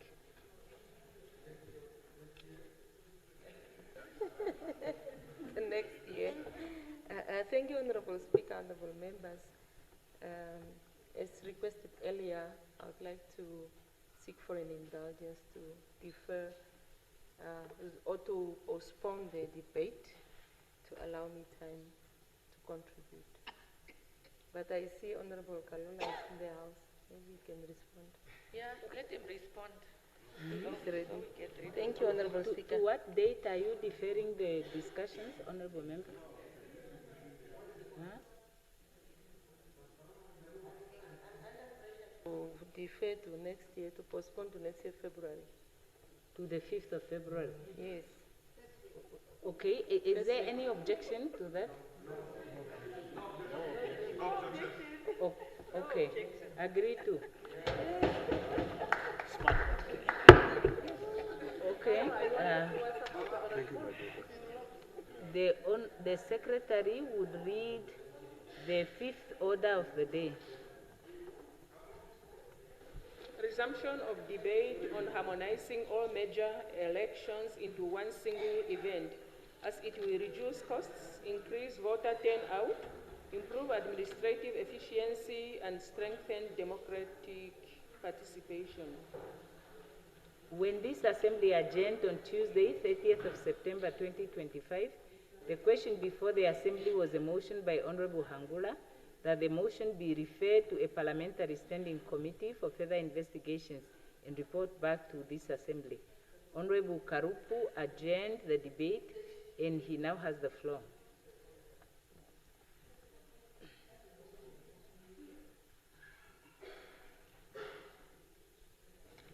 Thank you very much, Honorable Speaker, for the floor.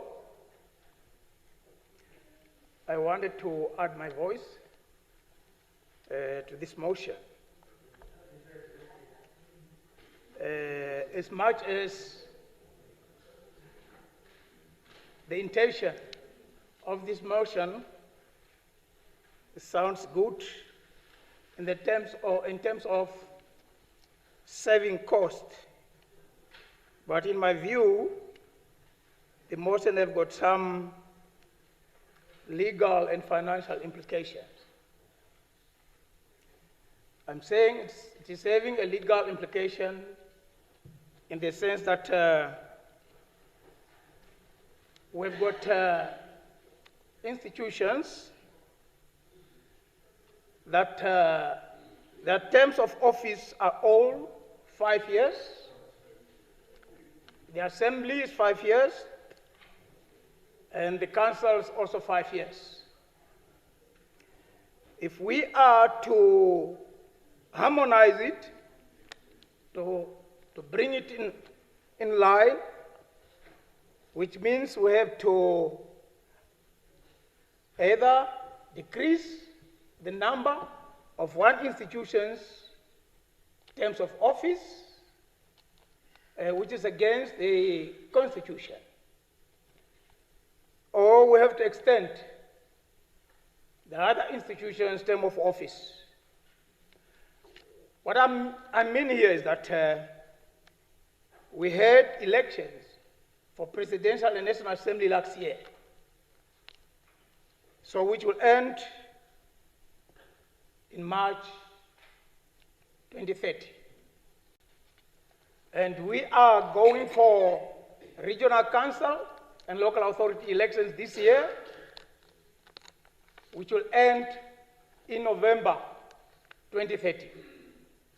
So which means if we are to align it, we need to reduce the term of office of the regional council and local authorities.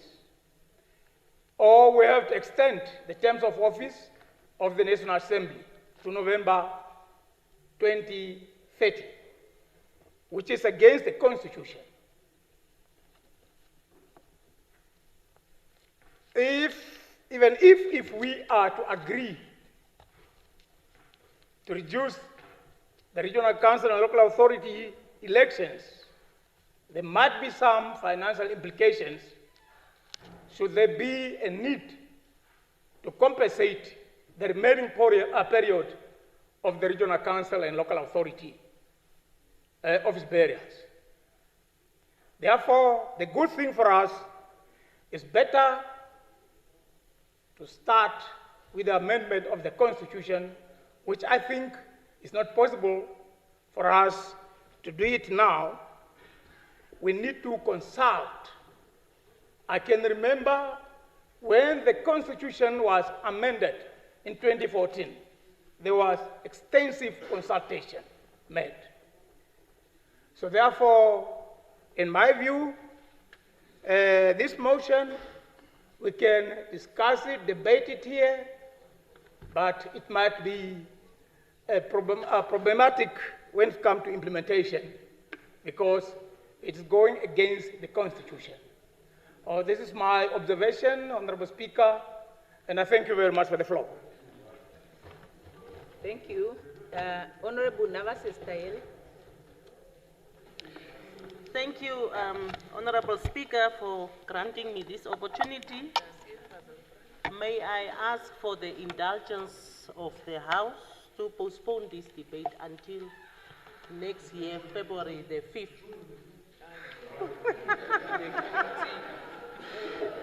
When we resume, in the absence of not knowing exactly the date.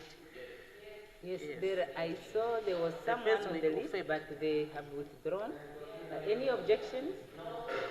Okay. Agreed to.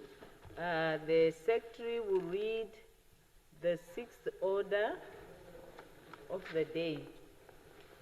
Resumption of debate on the employment conditions of all uniformed personnel services, especially members of the Namibian Police Force, Namibian Correctional Services, and the Namibian Defense Force.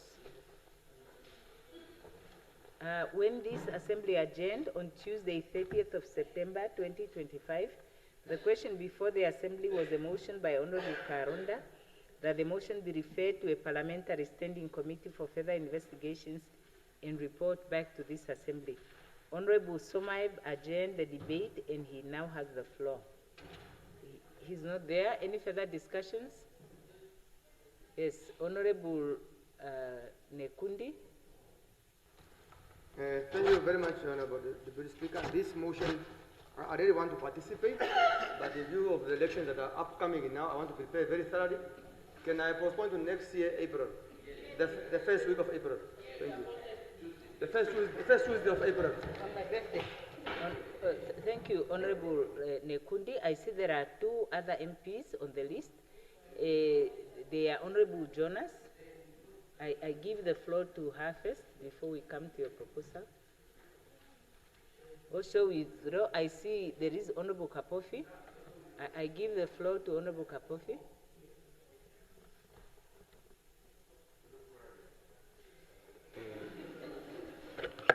Thank you, Honorable Speaker. It's unfortunate the mover is not here, but there is some arrangements were made for him to attend to this kind of a motion. But unfortunately, he's not here now. I don't know, but whether he will ever have the opportunity to say what.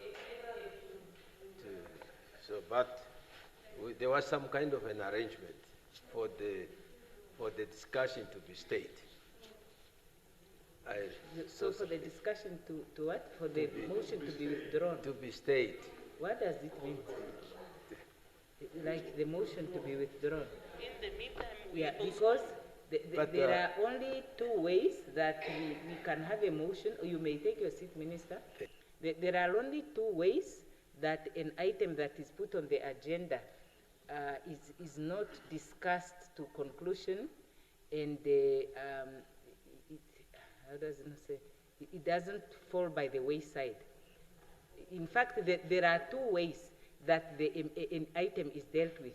It's either discussed to conclusion and a decision is taken, either to support or not to support, or it lapses because it is not concluded until, you know, a certain time is specified under the rules, or it is withdrawn by the member who moved. So now it is not clear whether the member intended to withdraw the motion. Yeah. So if that is so, if there is no one, unless if the Honorable Kapofi is moving to defer the motion to an earlier date than what was proposed by Honorable Nekundi, if Honorable Kapofi doesn't do that, and there is no objection, then we would have no other choice than to go with the proposal of Honorable Nekundi. Okay, so the motion stand adjourned until, or deferred until April, and the Honorable Nekundi must give a date, please. The first Tuesday of April. Okay, agree to? Okay, the Secretary will read the 7th order of the day.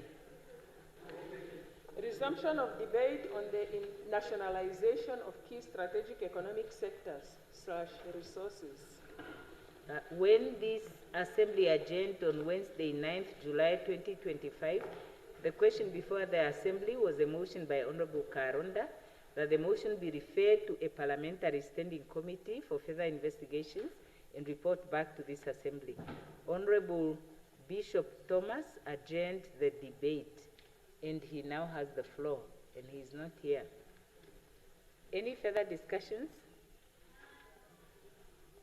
And the Honorable Karonda is not here to reply. Now,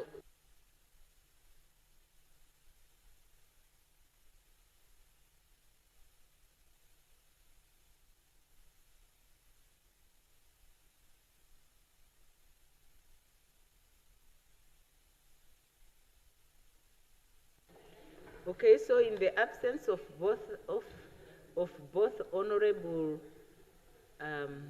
Thomas, who deferred the motion for his contribution, and the Honorable Karonda to reply, the item is deferred to next week, Tuesday, for the reply by Honorable Karonda.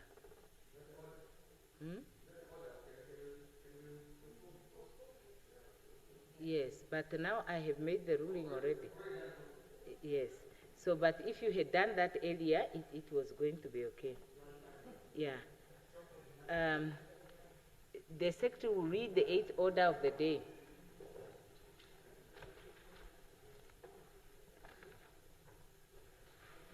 Resumption of debate on Namibia's critical economic and cultural crisis. Over 80% of the music played on our radio stations is foreign.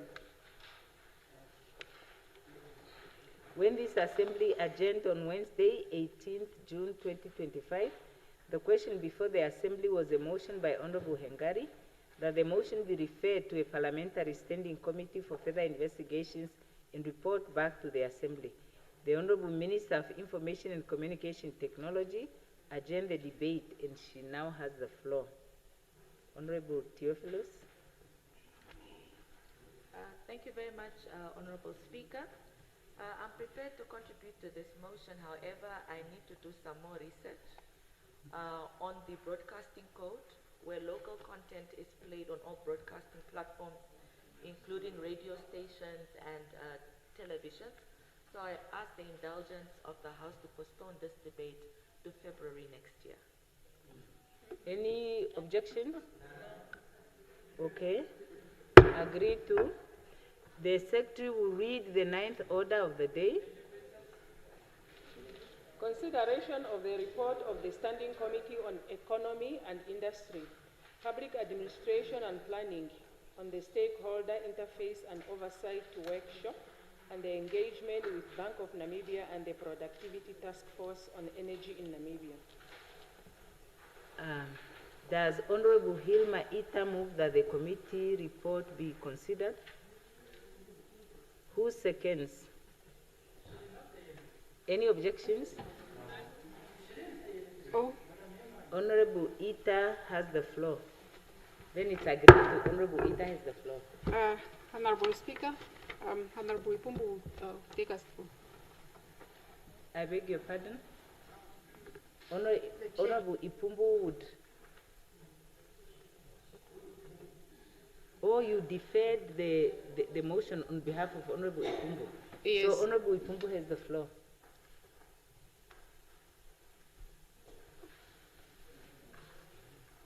Honorable Speaker, honorable members, I rise to motivate the first report of the Standing Committee on the Economy, Industry, Public Administration and Planning, focusing on the stakeholders interface and oversight workshop held in Swakopmund from the 18th to the 21st of August 2025, in which the committee also conducted site visits on the 22nd of August to Clean Energy Hydrogen Green Energy Plant and High Iron Green Energy Oshivela Plant.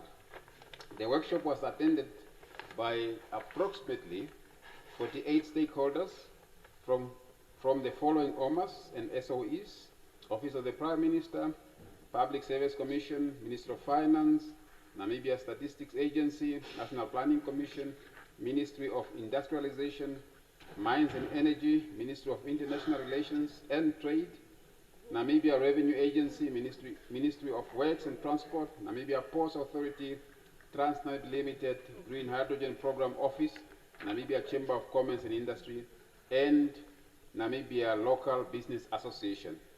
The main objective of the workshop, Honorable Speaker, was to assist OMAs to have a comprehensive understanding of the committee's mandate and parliamentary oversight. In addition, the committee also guided OMAs on the type of benchmark information it requires from the OMAs to carry out its parliamentary oversight function effectively. The stakeholder workshop also served as an information sharing platform and an education platform for newly elected members of the Standing Committee. Honorable Speaker, since the report has already been circulated, I will not delve much into the whole report, but I will rather go straight to present the recommendation of the committee. And the recommendations are grouped in terms of the institutions that have been engaged by the committee. Recommendation number 1, with regard to public service management, Office of the Prime Minister must speed up the process of digitizing and integrating critical government services with a view to improving access to public service in the country. The Office of the Prime Minister and the Public Service Commission must review the current Public Service Act, the performance management system, to ensure that it incentivizes performance and take corrective action against non-performance. Furthermore, the Office of the Prime Minister must issue a directive requesting management, supervisors and human resource officers at OMAS to give regular constructive feedback to staff after each performance management review. Further, Office of the Prime Minister and the Public Service Commission must review the jumping of ranks policy and recruitment policy and assess whether or not it still serves the intended purpose. In doing so, OPM and the public service should benchmark with peers that are best in class in this regard.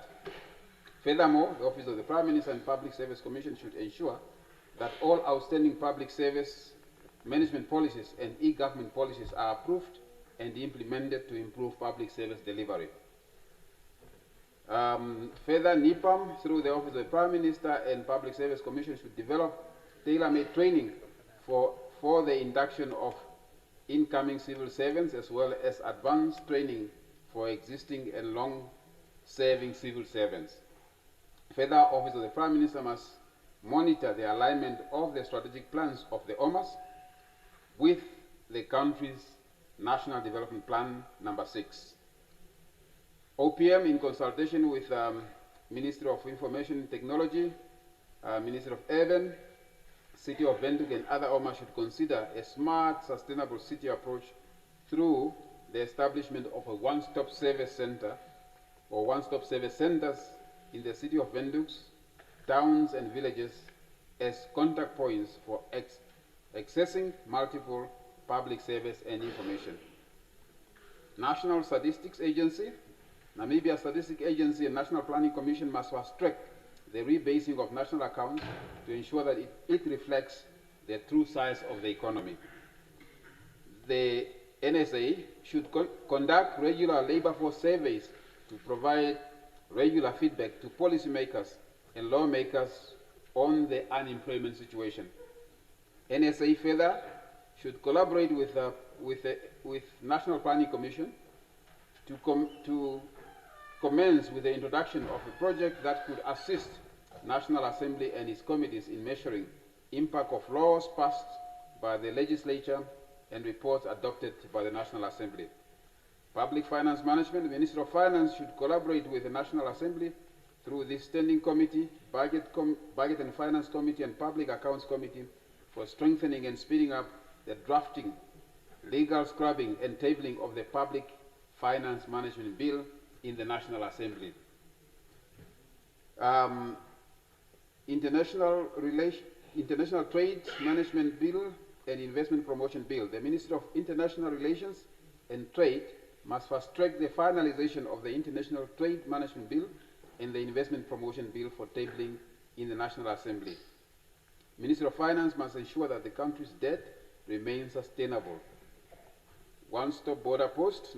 Namibia Revenue Agency, NAMRA, must continue coordinating the establishment of a one-stop border post at Katima Mulilo to ease congestion at this border post.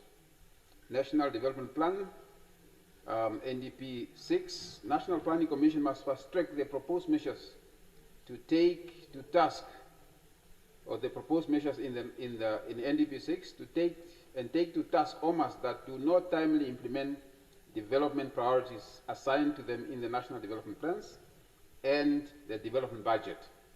NPC should assist parliamentary committees in its oversight of the development budget.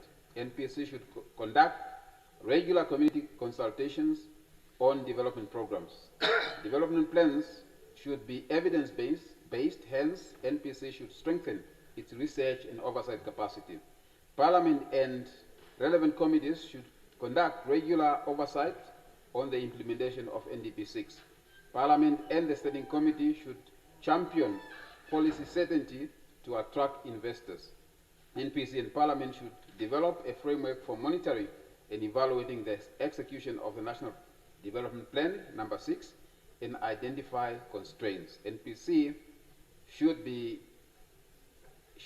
considerate of the fourth industrial revolution and artificial intelligence when developing national development plans and programs. Railway infrastructure and services, Ministry of Works and Transport, and Transnamib, as well as the National Planning Commission, must fast-track the finalization of the implementation of finalization and implementation of the Railway Master Plan. The Ministry of Work and Transport, NPC, Ministry of Finance, and Transnamib must ensure that the project activities for the Kransberg-Ochiwarongo Railway upgrading are implemented as planned, as well as other projects earmarked for railway services. Ministry of Works and Transport should collaborate with NPC, Ministry of Finance, and Transnamib to restore and modernize the aging rail infrastructure in the country, which is essential for economic growth and for Namibia to be a transport hub. The Windhoek, Gobabis, and Southern Railway routes should be reactivated and upgraded. The Trans-Zambezi Rail extension project should also commence without delay. Minister of Works and Transport, NPC, and Minister of Finance must review the current regulatory framework for railway sector to bring it in line, to bring it at the same level as the one in the road sector. NPC and Minister of Finance and Minister of Works and Transport must improve the funding of the railway set out in NDP 6 and reconsider the imbalance between the funding of the railway versus the funding of the road infrastructure. Government, through the Ministry of Works and Transport, NPC and Ministry of Finance, Roads Authority, Roads Fund Administration, and Transnamib should encourage complementing road and rail and address funding as well as legislative challenges as a matter of agency. Ports of Wolfish Bay and Ludres, government through the Ministry of Works, NPC, Minister of Finance, and NAMPORT must continue to support the expansion of the port infrastructure to support Namibia's ambitions to be a regional transport hub.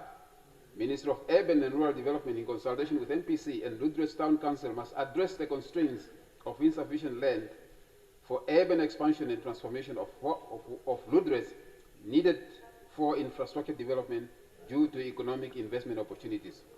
Special Economic Zone Bill and Synthetic Fuel Bill, the Ministry of International Relations and Trade must speedily table the Special Economic Zone Bill and Investment Promotion Bill, as we have already mentioned. The Ministry of Industries and Mines and Energy must speedily table the Synthetic Fuel Bill in Parliament. Private sector, government through the Ministry of International Relations and Trade, Ministry of Industries, Mines and Energy, NPC, Ministry of Finance, should strengthen collaboration with the private sector with a view to work together to create the much needed jobs in the country. Ministry of International Relations and Trade should assist the private sector to establish one platform to engage government and parliament. The Ministry of International Trade, Ministry of Industries, Mines and Energy, and Ministry of Justice and Labor Relations should encourage and support tripartite government, employers, worker system of communication. Critical skills.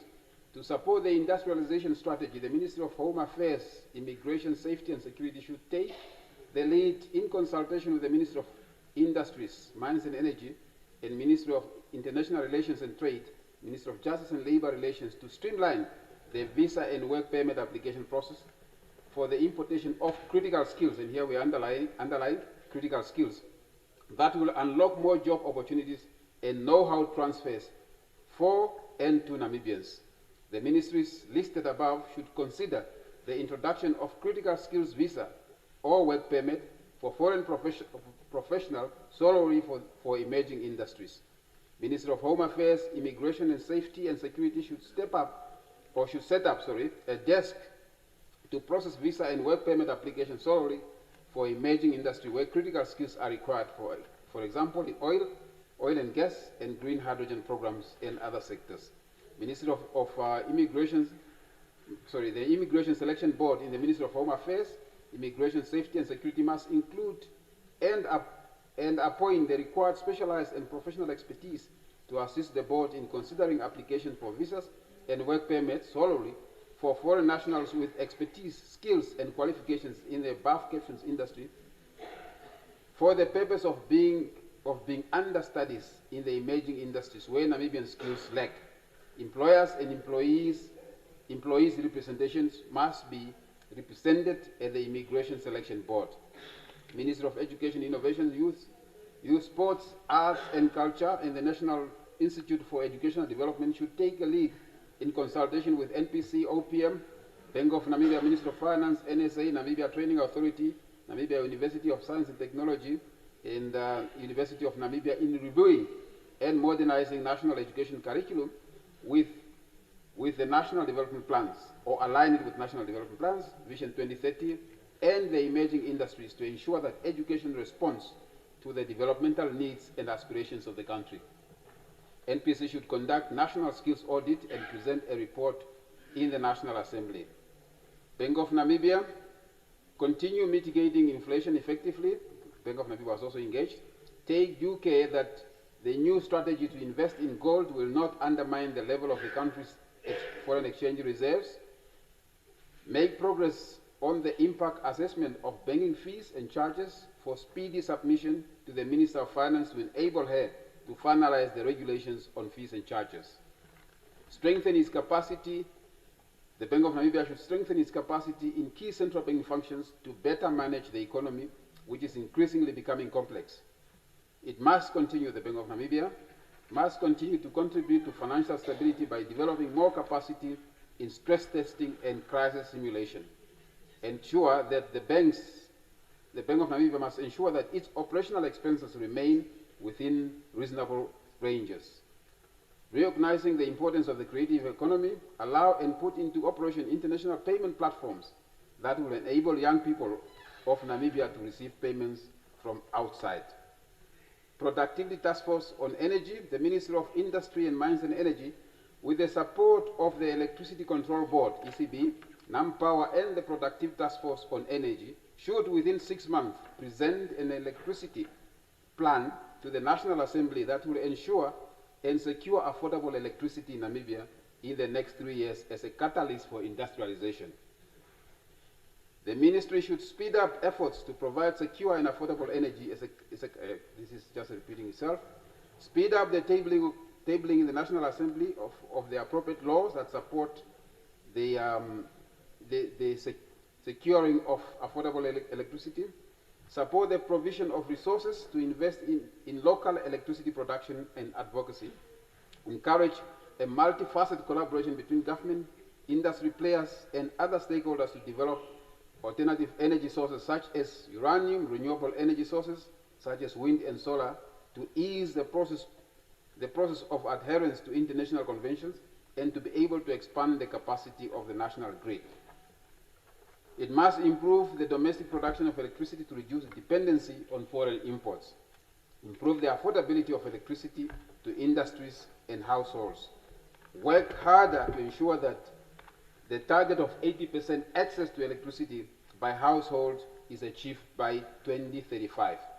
Honorable Speaker, in conclusion, this is a significant report setting the tone for the work of the committee going forward. Therefore, I move that this August House considers and adopt the first report of the Standing Committee on Economy, Industry, Public Administration and Planning. So I so submit, Honorable Speaker. Yes, thank you, Honorable Member. Any discussions? It's about knock-off time. Actually, it's knock-off time. Is it agreed to? Yes. Okay, agreed to. And then we rise on the point of automatic adjournment since it's 17 hours 45. The House adjourns until next week, Tuesday.